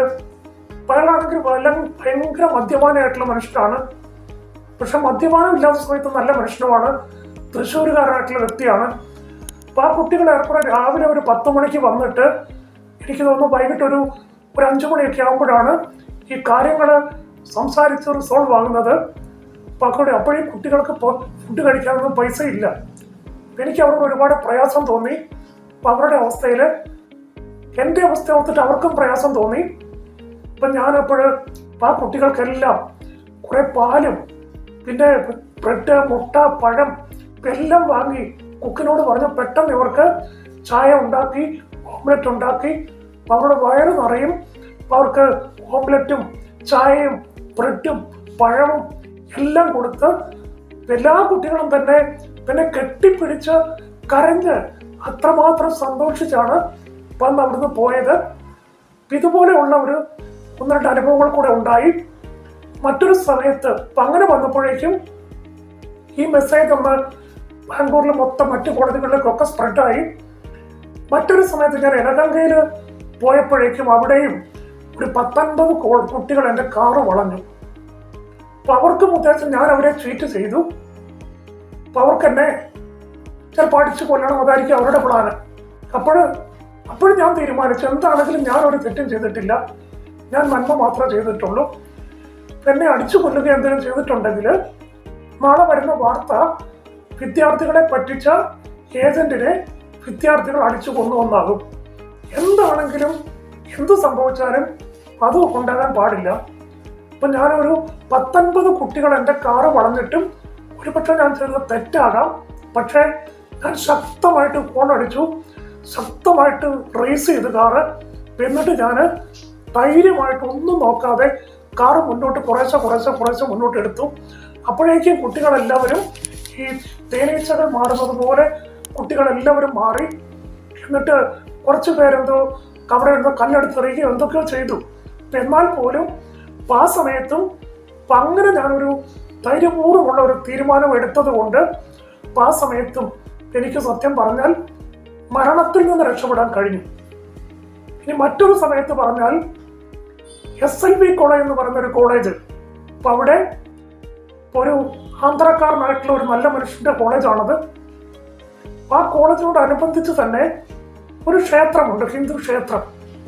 ആ ക്ഷേത്രത്തില് വളരെ പ്രായം ചെന്ന ഒരു സാധുവായ പുരോഹിതനുമുണ്ട്. അപ്പം അവിടെ പഠിച്ചിരുന്ന കുറച്ച് കുട്ടികൾ അവര് ചെയ്തത് അവരെവിടുന്ന് കുറെ ബീഫ് വാങ്ങിയിട്ട് ഈ പുരോഹിതന്റെ കയ്യിൽ കൊണ്ട് കൊടുത്തിട്ട് വളരെ നിർബന്ധപൂർവ്വം അദ്ദേഹത്തെ കൊണ്ട് ഈ ബീഫ് ഇവർക്ക് പാചകം ചെയ്ത് കൊടുക്കണമെന്നോ മറ്റു പറഞ്ഞ്. അത് കേട്ടപ്പോൾ എനിക്ക് വളരെ പ്രയാസം തോന്നി. കാരണം ഒരിക്കലും അതൊരു നീചമായ പ്രവൃത്തിയാണ്, ഒരിക്കലും അത് ചെയ്യാൻ പാടില്ല. അപ്പം അങ്ങനെ വന്നപ്പോഴേക്കും ഞാൻ എൻ്റെ സുഹൃത്തുക്കളായിട്ടുള്ള 2 കോളേജ് ചെയർമാൻമാരോട്, അവരുടെ പേരൊന്നും ഞാൻ പറയുന്നില്ല, ഈ ഒരു സംഭവത്തെക്കുറിച്ച് ഞാൻ പറഞ്ഞു. അപ്പം അത് ചെയ്തത് വന്ന് കേരളത്തിലെ മന്ത്രിയായിരുന്ന ഒരു മന്ത്രിയുടെ പേഴ്സണൽ സ്റ്റാഫിൽപ്പെട്ട ഒരു കുട്ടി അതോടെ പഠിക്കുന്നുണ്ട്. അപ്പം ആ കുട്ടിക്കൊക്കെ മന്ത്രിയുടെ പേഴ്സണൽ സ്റ്റാഫൊക്കെ ആയതുകൊണ്ട് ഭയങ്കര അഹങ്കാരം. അപ്പം അയാളാണ് അതിൻ്റെ നേതൃത്വമൊക്കെ കൊടുത്തത്. അപ്പം ഞാൻ 2 ചെയർമാൻമാരോട് പറഞ്ഞു. അപ്പം അവർ 2 പേരും പറഞ്ഞു നമുക്കവിടെ പോകാം. അപ്പം അവരുൾപ്പെടെ അവിടെ ചെന്ന് ഈ ചെയ്തവർക്കിട്ടൊക്കെ നന്നായിട്ടൊന്ന് ശരിക്കും അങ്ങനെ ഒരുപക്ഷെ നിങ്ങൾ പറയും അങ്ങനെ ചെയ്യാൻ പാടില്ലെന്ന്, പക്ഷെ നല്ല രീതിയിൽ അവർക്ക് കരണക്കുറ്റിക്കിട്ട് തന്നെ നല്ല രീതിയിൽ അവർക്കിട്ട് അടി കൊടുത്ത് അവരൊക്കെ സോറി പറഞ്ഞ്. പക്ഷെ ഞാൻ ഒരാൾക്കിട്ടും അടിച്ചിട്ടില്ല. ഞാനൊരു കുട്ടിയെ ഒരു നുള്ളി നോവിക്കുക പോലെ ഇതുവരെ ഞാൻ ചെയ്തിട്ടില്ല. അപ്പം അങ്ങനെ ഒരു സംഭവം. പിന്നെ ഉണ്ടായ ഒരു സംഭവം, കുറച്ച് കുട്ടികൾ, പ്രത്യേകിച്ച് SLB കോളേജിൽ തന്നെ കുറെ പേരാണ്, ഒരു റൗണ്ടിങ് പോലുള്ള കുറെ കുട്ടികൾ അവിടെ ഉണ്ടായിരുന്നു. അപ്പൊ അവരൊരിക്കല് രാജേഷ് എന്ന് പറയുന്ന ഒരു ഓഫീസ് ബോയ് അന്ന് എനിക്കുണ്ടായിരുന്നു. ഓഫീസ് ബോയ് എന്നല്ല, അന്ന് എൻ്റെ കൂടെ എൻ്റെ ഒരു സഹോദരനെ പോലെ എന്നയാളാണ് രാജേഷ്. അപ്പൊ രാജേഷ് ഇന്നൊരു, എനിക്ക് തോന്നുന്നൊരു മില്യണറാണ്. അപ്പൊ അദ്ദേഹം വന്ന് അങ്ങനെ ആയിരുന്നേലും പിന്നീട് അദ്ദേഹത്തിന്റെ അവസ്ഥ മാറി. അദ്ദേഹം പിന്നീട് റിയൽ എസ്റ്റേറ്റ് ബിസിനസ്സും നല്ലൊരു ബിൽഡറാണ്. ട്രിവാൻഡ്രത്ത് പിന്നെ കുറെ എസ്റ്റേറ്റുകളൊക്കെ വാങ്ങിച്ചു. വലിയ നിലയിൽ അദ്ദേഹം സക്സസ് ആയിട്ടുണ്ട്. പിന്നെ ഓഫീസ് ബോയ് ആയിട്ട് വർക്ക് ചെയ്തുകൊണ്ടിരുന്ന വ്യക്തിയാണ്. അപ്പൊ രാജേഷ് ഓഫീസിലിരിക്കുമ്പോൾ ഇവർ കുറെ കുട്ടികൾ വന്ന് അവിടുത്തെ ലാൻഡ് ഫോണൊക്കെ എറിഞ്ഞുടക്കുകയും ഓഫീസിൽ കുറെ പ്രശ്നവും ബഹളവും ഒക്കെ ഉണ്ടാക്കി. അപ്പൊ അതിനുശേഷം വീണ്ടും അവരങ്ങനെ ഒരു പ്രശ്നം ഉണ്ടാക്കാൻ വേണ്ടി വീണ്ടും വന്നപ്പോൾ ഈ ഇപ്പൊ പറഞ്ഞിട്ടുള്ള 2 ചെയർമാന്മാര്, അപ്പൊ അവർ 2 പേരും കൂടെ ഞാൻ പറഞ്ഞപ്പോൾ അവിടെ വന്നു. ഇവർക്കിട്ടൊക്കെ അവരവിടെ നല്ല രീതിയിൽ വീണ്ടും അവർക്കിട്ട് ഈ മന്ത്രിയുടെ പേഴ്സണൽ സ്റ്റാഫിന്റെ മകനാണെന്നൊക്കെ പറഞ്ഞവർക്കിട്ടൊക്കെ ഈ ഏത് മന്ത്രിയുടെ പേഴ്സണൽ സ്റ്റാഫ് ആണെങ്കിലും ഇതിരിക്കട്ടെ എന്ന് പറഞ്ഞിട്ട് അവർക്കിട്ടൊക്കെ അന്ന് ക്രൂരമായിട്ട് മർദ്ദിക്കുകയൊന്നും ചെയ്തില്ല. എന്നാൽ അത്യാവശ്യം കരണക്കുറ്റിക്കൊക്കെ നന്നായിട്ട് അടിച്ചു. അപ്പൊ അങ്ങനെ കുറച്ച് സംഭവങ്ങൾ വന്നപ്പോൾ ബാംഗ്ലൂരിലുള്ള എവിടെ വേണമെങ്കിലും എനിക്ക് ഒറ്റയ്ക്ക് വേണമെങ്കിലും പോകാം, ഒരു പ്രശ്നവുമില്ല. അപ്പൊ അങ്ങനെ ഞാൻ ഈ കുട്ടികളുടെ കരിയർ രക്ഷിക്കാൻ വേണ്ടിയിട്ട് അവരുടെ, കാരണം ഞാൻ അവിടുന്ന് പോരുകയാണെങ്കിൽ ഈ മാനേജ്മെന്റുകളെല്ലാം വേണമെങ്കിൽ ഈ കുട്ടികളെല്ലാവരും പറഞ്ഞു വിടും, ഇവരുടെ എല്ലാവരുടെയും ഭാവി നശിക്കും. അങ്ങനെ വരാതിരിക്കാൻ വേണ്ടി ഇപ്പൊ ഞാൻ ആ സമയത്ത് എനിക്ക് ഒരു വരുമാനമില്ല. ഈ പ്രശ്നം കാരണം പുതിയ അഡ്മിഷൻ നടക്കുന്നില്ല. എന്റെ ഓഫീസ് അടച്ചു പൂട്ടേണ്ട സാഹചര്യം വന്നു. സ്റ്റാഫിന് സാലറി കൊടുക്കാൻ എനിക്ക് പണമില്ല, റെന്റ് കൊടുക്കാൻ എനിക്ക് പണമില്ല. ലാസ്റ്റ് വന്നപ്പോൾ ഫുഡ് കഴിക്കാൻ പോലും പണമില്ലാത്ത അവസ്ഥയിലേക്ക് ഞാൻ എത്തി. എന്നാൽ പോലും അത്ര സമയം പോലും പിടിച്ചു നിന്ന് ഈ കുട്ടികളെ എല്ലാവരെയും, ഈ പറഞ്ഞ പഠിച്ച കുട്ടികളെ ഒക്കെ അവരുടെ കോഴ്സ് കംപ്ലീറ്റ് ചെയ്യുന്നവരെ ഞാൻ അവിടെ ഉണ്ടായിരുന്നില്ല. അല്ലെങ്കിൽ അവർക്ക് ആ ഒരു ക്രിട്ടിക്കൽ സിറ്റുവേഷൻസ് മാറുന്നത് വരെ ഞാൻ നിന്ന് അവർക്ക് വേണ്ടുന്ന സപ്പോർട്ടുകളെല്ലാം കൊടുത്ത് അങ്ങനെ ചെയ്തത് കൊണ്ടാണ് അത്രയും കുട്ടികൾക്ക് പഠിച്ച് സക്സസ് ആകാൻ കഴിഞ്ഞത്. ഞാൻ ഈ കാര്യങ്ങളൊക്കെ ഒന്ന് ലോകത്തോട് അറിയിക്കണമെന്ന് വളരെ ആഗ്രഹിച്ചിരുന്നു. എന്നാൽ ഞാനിങ്ങനെ ഒരു പ്രയാസാവസ്ഥ നിൽക്കുമ്പോൾ അറിയിക്കുകയല്ല, ഞാൻ വളരെ ഒന്ന് സക്സസ് ആയ ശേഷം ഇതൊക്കെ അറിയിക്കണമെന്നാണ് ഞാൻ കരുതിയിരുന്നത്. പക്ഷെ ഇപ്പോഴെനിക്ക് പ്രായം ഇങ്ങനെ മുന്നോട്ട് പോകുന്നത് കൊണ്ട് ഇനിയും എനിക്ക് കാത്തിരിക്കാൻ അധികം സമയമില്ലല്ലോ. അപ്പം അതുകൊണ്ടാണ് ഞാൻ എൻ്റെ മനസ്സിൽ സൂക്ഷിച്ചിരുന്ന ഈ കാര്യങ്ങളൊക്കെ നിങ്ങളുമായിട്ടൊന്ന് പങ്കുവയ്ക്കുന്നത്. ഇങ്ങനെ അനേക പ്രാവശ്യം ഈ മരണത്തെ മുഖാമുഖം കണ്ടിട്ടും അതിൽ നിന്നൊക്കെ ഒരു പോറൽ പോലും ഏൽക്കാതെ ദൈവം എന്നെ സൂക്ഷിച്ചു എന്ന് പറയുന്നതാണ് നല്ലത്. പിന്നെ മറ്റു 2 പ്രാവശ്യം ഒരിക്കൽ, അതൊരു 1.5 വർഷം മുമ്പാണ്, എൻ്റെ മകനെ എയർപോർട്ടിൽ ഡ്രോപ്പ് ചെയ്തിട്ട് ഞാനും എൻ്റെ വൈഫും കൂടി ഒരു ടൊയോട്ട അർബൻ ക്രൂസർ കാറിൽ ഞാനും എൻ്റെ വൈഫ് രാത്രി 1:30 മണിയായി കാണും. പകുതി സ്ഥലം വരെ എൻ്റെ വൈഫ് ഡ്രൈവ് ചെയ്തു. പിന്നെ വൈഫ് പറഞ്ഞു എനിക്ക് ചിലപ്പോൾ ഉറക്കം വരുന്നല്ലോ, അപ്പം ഞാൻ ഡ്രൈവ് ചെയ്യാമെന്ന് ചോദിച്ചു. അന്ന് പകലൊക്കെ എനിക്ക് ഒരുപാട് വർക്ക് ലോഡ് ഉണ്ടായിരുന്നു. ഞാൻ ഡ്രൈവ് ചെയ്യുമ്പോൾ ഉറങ്ങാറില്ല, വളരെ ശ്രദ്ധിച്ചാണ് ഞാൻ വണ്ടി ഓടിക്കാറ്. എന്നാൽ അന്ന് ഞാൻ ഈ 4 മണിക്കാറ്റെന്ന് പറഞ്ഞ ഒരു സ്ഥലത്ത് വഴി, വിജനമായ പ്രദേശമാണ്, രാത്രിയിൽ വാഹനം ഓടിച്ചു വരും. ഞാൻ ഉറങ്ങിപ്പോയിട്ട് എൻ്റെ വാഹനം റോഡിന്റെ എതിർവശത്ത് നിന്നിരുന്ന ഒരു വളവില്, റോഡിന്റെ എതിർവശത്ത് നിന്നിരുന്ന ഒരു ഈ 11 kV അങ്ങനത്തെ വലിയ സാധാരണ അല്ലാത്ത ഒരു കൂടുതൽ പവറുള്ള ഇലക്ട്രിക് പോസ്റ്റിൽ പോയി ഇടിച്ച് വണ്ടി. അപ്പൊ അതിന്റെ 2 സൈഡിലും താഴ്ചയിലുള്ള വയലാണ്. അപ്പൊ ആ വയലിലൊക്കെ വെള്ളവും ഒക്കെ ഉണ്ട്. അപ്പൊ അവിടെ അനേകം ആക്സിഡന്റ് വന്ന് മരിച്ചിട്ടുള്ള സ്ഥലമാണ്. അപ്പം സ്പീഡിൽ പോയ വണ്ടി ഒരു ഇലക്ട്രിക് പോസ്റ്റിൽ ഇടിച്ച് പോസ്റ്റും എല്ലാം പൊട്ടിയും എല്ലാ ലൈനെല്ലാം റോഡിൽ വീണ് അപ്പൊ അങ്ങനെ ഒരു അവസ്ഥ. കാറെല്ലാം ടോട്ടൽ ഡാമേജ് ആയി. അപ്പൊ ഞങ്ങള് 2 പേരും ആ കുഴിയിലേക്ക് വീണു. സത്യത്തിൽ ഞങ്ങള് ആ സ്പോട്ടിൽ മരണപ്പെടുകയോ അല്ലെങ്കിൽ ഞങ്ങളുടെ ശരീരമെല്ലാം മൾട്ടിപ്പിൾ ഫ്രാക്ചർ ഒക്കെ വന്ന് കൈയും കാലും തലയും എല്ലും എല്ലാം ഒടിഞ്ഞ് ആ ഒരു രീതിയിൽ എത്തേണ്ട ഒരു അപകടമാണെന്ന് നടന്നത്. എൻ്റെ വൈഫാണെങ്കിൽ ആ സമയത്ത് സീറ്റ് ബെൽറ്റ് പോലും ഇട്ടിട്ടില്ല. പക്ഷേ എനിക്കൊരു പോറൽ പോലും പറ്റിയില്ല. അത്രയും വലിയൊരു അപകടം നടന്നിട്ട് ബോംബ് പൊട്ടുന്നത് പോലെ അതിൻ്റെ ഉള്ളിൽ നിന്നും ഈ നമ്മുടെ എയർ ജാക്കറ്റൊക്കെ വന്ന് നമ്മുടെ എയർ ബാഗുകളൊക്കെ വന്ന് മേത്തിടിച്ച് അപ്പം അങ്ങനെ വലിയ ബോംബ് പൊട്ടുന്നതിനുള്ള സൗണ്ടും ഒക്കെ കേട്ടു. പക്ഷേ ഒരു പോറൽ പോലും എനിക്ക് ഏറ്റില്ല. അപ്പം അപ്പോഴും ഞാൻ കേട്ടിട്ടുണ്ട് ഈ വാഹനാപകടമൊക്കെ ഉണ്ടാകുമ്പോൾ ചിലപ്പോൾ ഒരു 5-10 മിനിറ്റ് സമയത്തേക്ക് പ്രശ്നമൊന്നും ഉണ്ടാകത്തില്ല. അപ്പം അത് കഴിയുമ്പോൾ ആളുകൾ മരണപ്പെടുന്നതിനെ കുറിച്ചൊക്കെ ഞാൻ കേട്ടിട്ടുണ്ട്.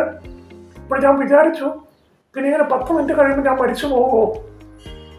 എന്നാലും ഞാൻ വിചാരിച്ചില്ല, ഞാൻ അങ്ങനെ മരിക്കത്തില്ല. കാരണം ഞാൻ അങ്ങനെ മരിക്കേണ്ട ഒരു വ്യക്തിയല്ല. എനിക്ക് ഇനിയും കുറേ കാര്യങ്ങൾ ഈ ഭൂമിയിൽ ചെയ്തു തീർക്കുവാനുണ്ട്. അപ്പം അത് കഴിഞ്ഞിട്ട് മാത്രമേ ഞാൻ മരിക്കുകയുള്ളൂ എന്ന് ഒരു നല്ല ബോധ്യം എനിക്കൊന്ന് കിട്ടി.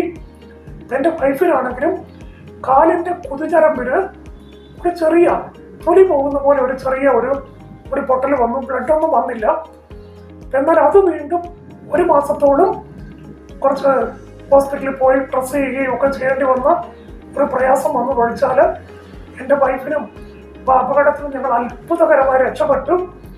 ഇതൊക്കെ ഞങ്ങൾക്ക് ഒരു ചിന്തിക്കാൻ പോലും കഴിയാത്ത തരത്തിലുള്ള പ്രയാസങ്ങളാണ് വന്നത്. മുൻപൊരിക്കലും ഇതുപോലെ ഒരു ആക്സിഡന്റ് 10 വർഷം മുമ്പാണ്. ഞാൻ ചെന്നൈ ഭാഗത്ത് നിന്നും ട്രിച്ചിയിലേക്ക് നടന്ന് തമിഴ്നാട്ടിലുള്ള കുറേ എഞ്ചിനീയറിംഗ് കോളേജുകളിൽ ഇതുപോലെ അവരുടെ ഫസ്റ്റ് തുടക്കത്തിലൊക്കെ ഞാനാണ് മുഴുവൻ സീറ്റുകളും, എഞ്ചിനീയറിംഗിൽ മുഴുവൻ സീറ്റില്ല, കുറേ സീറ്റുകൾ ഇപ്പം ഞാനാണ് അഡ്മിഷൻ കൊടുത്തിട്ടുള്ളത്. ഓരോ കോളേജിലും 10-50 സീറ്റുകളൊക്കെ ഞാൻ കൊടുത്തിട്ടുണ്ട് അവരുടെ ഫസ്റ്റ് ബാച്ചിൽ. അങ്ങനെ തമിഴ്നാട്ടിൽ പെരുമ്പളൂർ എന്ന് പറയുന്ന സ്ഥലത്ത് റോവർ കോളേജ് എന്ന് പറഞ്ഞൊരു കോളേജ് ഉണ്ട്. അപ്പം ഞാൻ അവിടെ പോയിട്ട് ട്രിച്ചി സിറ്റിയിൽ ഞാൻ താമസിക്കുന്ന ഹോട്ടലിലേക്ക്, ഇപ്പം എനിക്കന്ന് ഓപ്പൽ കോർസ എന്ന് പറയുന്ന കാറാണ് ഉണ്ടായിരുന്നത്. അപ്പം അതൊരു ഇപ്പോഴാ കാർ നിലവിൽ മാർക്കറ്റിൽ നിലവിൽ റോഡിൽ കാണാറില്ല, വളരെ അപൂർവമായി കാണുന്നുള്ളൂ. അപ്പം അതൊരു നല്ല ജർമ്മൻ നിർമ്മിതമായിട്ടുള്ള നല്ലൊരു കാറായിരുന്നു എന്നാണ് എൻ്റെ ഓർമ്മ. ഞാനിങ്ങനെ പെരുമ്പളൂരിൽ നിന്നും ട്രിച്ചിയിലേക്ക് പോകുന്നു. ട്രിച്ചിയിൽ നിന്നും ഒരു KSRTC ബസ് ചെന്നൈ ഭാഗത്തേക്ക് അമിത വേഗതയിൽ പോകുന്നു. ഈ 2 വാഹനത്തിൻ്റെ ഇടയ്ക്ക് കൂടി മറ്റൊരു വാഹനം അമിത വേഗത്തിൽ പാഞ്ഞു വന്ന് ബസ്സിനെ ഓവർടേക്ക് ചെയ്ത് കയറി വരികയാണ്. അപ്പം ആ സമയത്ത് എനിക്ക് ബോധ്യമായി ആ വാഹനം എൻ്റെ വാഹനത്തിൽ വന്ന് ഇടിക്കും. എനിക്കത് ബോധ്യമായെങ്കിലും ഒന്നും ചെയ്യാൻ പറ്റാത്ത സാഹചര്യം വന്നു. ഏറെക്കുറെ കണ്ണടച്ച് തുറക്കുന്നതിന് മുമ്പായിട്ട് ആ വാഹനം നേർക്ക് നേർ വന്ന് എൻ്റെ കാറിൽ ഇടിച്ചു. അപ്പോൾ അത് അത്രയും സ്പീഡിൽ വരുന്നൊരു വാഹനമാണ് വന്ന് ഇടിക്കുന്നത്. അപ്പോൾ വാഹനം വന്ന് ഇടിച്ച് ആ ഡ്രൈവർ സൈഡിലുള്ള അതിൻ്റെ ആക്സിലെ ടയർ എല്ലാം പൊട്ടിത്തെറിച്ചു പോയി. എന്നിട്ട് ആ ഡോറൊക്കെ പറഞ്ഞു പോയി. അതുപോലെയുള്ള ഒരു ഇടിയാണ്. പക്ഷേ ഞാൻ വിചാരിച്ചു ഞാൻ അന്നും മരണപ്പെട്ടു പോയി. പക്ഷെ അന്നും ഒരു പോറൽ പോലും വെക്കാതെ ഒരു ചെറിയ പോറൽ പോലും എനിക്ക് വന്നില്ല, സംഭവിച്ചില്ല. വന്ന് ഞാൻ വിചാരിച്ചു ചിലപ്പോൾ ഒരു 10 മിനിറ്റ് കഴിയുമ്പോൾ ഞാൻ മരണപ്പെടുമെന്നൊക്കെ വിചാരിച്ചു. പക്ഷെ അന്നും ഒരു പോറൽ പോലും ഏൽക്കാതെ, ഞാൻ ദൈവത്തിൽ വിശ്വസിക്കുന്ന ആളാണ്, വിശ്വസിക്കാത്തവരുണ്ടാകാം, പക്ഷെ അതൊക്കെ ദൈവം എന്നെ കാത്തു വിടുവിച്ചു സൂക്ഷിച്ചു എന്നാണ് ഞാൻ വിശ്വസിക്കുന്നത്. അപ്പം അവിടെയും എനിക്ക് അതുപോലെ മറ്റൊരു 3ാമത്തെ പ്രാവശ്യം എനിക്ക് അങ്ങനെ ഒരു അപകടം ഉണ്ടായി. അതിനെക്കുറിച്ച് പറയണമെങ്കിൽ കൂടുതൽ സമയം എടുക്കുന്നതുകൊണ്ട് ഇപ്പം ഞാൻ അതിനെക്കുറിച്ച് ഇപ്പോൾ പറയുന്നില്ല. ഇപ്പം ഞാൻ കരിയറും എഡ്യൂക്കേഷനെ കുറിച്ച് പറയുമ്പോൾ എൻ്റെ ഇങ്ങനെയുള്ള ചില മറക്കാനാകാത്ത അനുഭവങ്ങൾ കൂടി പറയുന്നത് എൻ്റെ പ്രേക്ഷകർക്കും വളരെ ഇൻട്രസ്റ്റിംഗ് ആയിരിക്കും എന്ന് ഞാൻ കരുതുന്നു. നമുക്ക് അടുത്ത വീഡിയോയിൽ വളരെയധികം പ്രയോജനപരമായിട്ടുള്ള മറ്റു നൂതനമായിട്ടുള്ള ചില കാര്യങ്ങളുമായിട്ട് വീണ്ടും കാണുന്നതുവരെ എല്ലാവർക്കും നന്ദി, നമസ്കാരം. കേരളത്തിൽ നഴ്സിംഗ് അഡ്മിഷൻ ലഭിക്കാതെ പ്രയാസപ്പെട്ടിരിക്കുകയാണോ? ഒട്ടും ആശങ്കകളില്ലാതെ കർണാടക, തമിഴ്നാട്, തെലങ്കാന സംസ്ഥാനങ്ങളിലെ സുരക്ഷിതമായതും എല്ലാവിധ അംഗീകാരങ്ങളുമുള്ള മികച്ച നഴ്സിംഗ് കോളേജുകളിൽ കുറഞ്ഞ ഫീസിൽ അഡ്മിഷൻ ലഭ്യമാണ്. എഡ്യൂക്കേഷൻ ലോൺ സൗകര്യവും ഉണ്ട്. മൾട്ടി സ്പെഷ്യാലിറ്റി, സൂപ്പർ സ്പെഷ്യാലിറ്റി ഹോസ്പിറ്റലുകളോട് കൂടിയ കോളേജുകളിൽ admission. BSc nursing, GNM, post BSc nursing, MSc nursing കോഴ്സുകൾക്കും അഡ്മിഷൻ ലഭ്യമാണ്. നഴ്സിംഗ് പഠനം കഴിഞ്ഞ് 1 വർഷം കഴിയുമ്പോൾ തന്നെ പ്രതിമാസം 3 ലക്ഷം രൂപ വരെ സാലറിയിൽ വിദേശ പ്ലേസ്മെന്റ് അവസരങ്ങളും ഉണ്ട്. പ്ലേസ്മെന്റ് ലഭിക്കുന്നതിനായി സൗജന്യ സേവനങ്ങൾ നൽകുന്നു. നഴ്സുമാർക്ക് ടീച്ചിംഗ് മേഖലയിലും ട്യൂട്ടർ, ലെക്ചറർ, പ്രൊഫസർ, പ്രിൻസിപ്പൽ തുടങ്ങിയ ഒട്ടനവധി അവസരങ്ങളും ഗവൺമെന്റ് ജോലി ലഭിക്കുന്നതിനുള്ള അവസരങ്ങളും ധാരാളമുണ്ട്. കൂടാതെ ഇന്ത്യൻ ഡിഫൻസ് മേഖലയിൽ നഴ്സുമാർക്ക് ഏറ്റവും മികച്ച അവസരങ്ങൾ നൽകുന്നു. നഴ്സിംഗ് കോഴ്സ് കഴിയുന്നവർക്ക് lieutenant, captain, colonel, major, brigadier, major general തുടങ്ങിയ ഉന്നത പദവിയിലേക്ക് എത്തുന്നതിന് കഴിയും. അഡ്മിഷന് താല്പര്യമുള്ള വിദ്യാർത്ഥികൾക്കും അല്ലെങ്കിൽ അവരുടെ രക്ഷകർത്താക്കൾക്കും ഉടൻ ബന്ധപ്പെടാവുന്നതാണ്.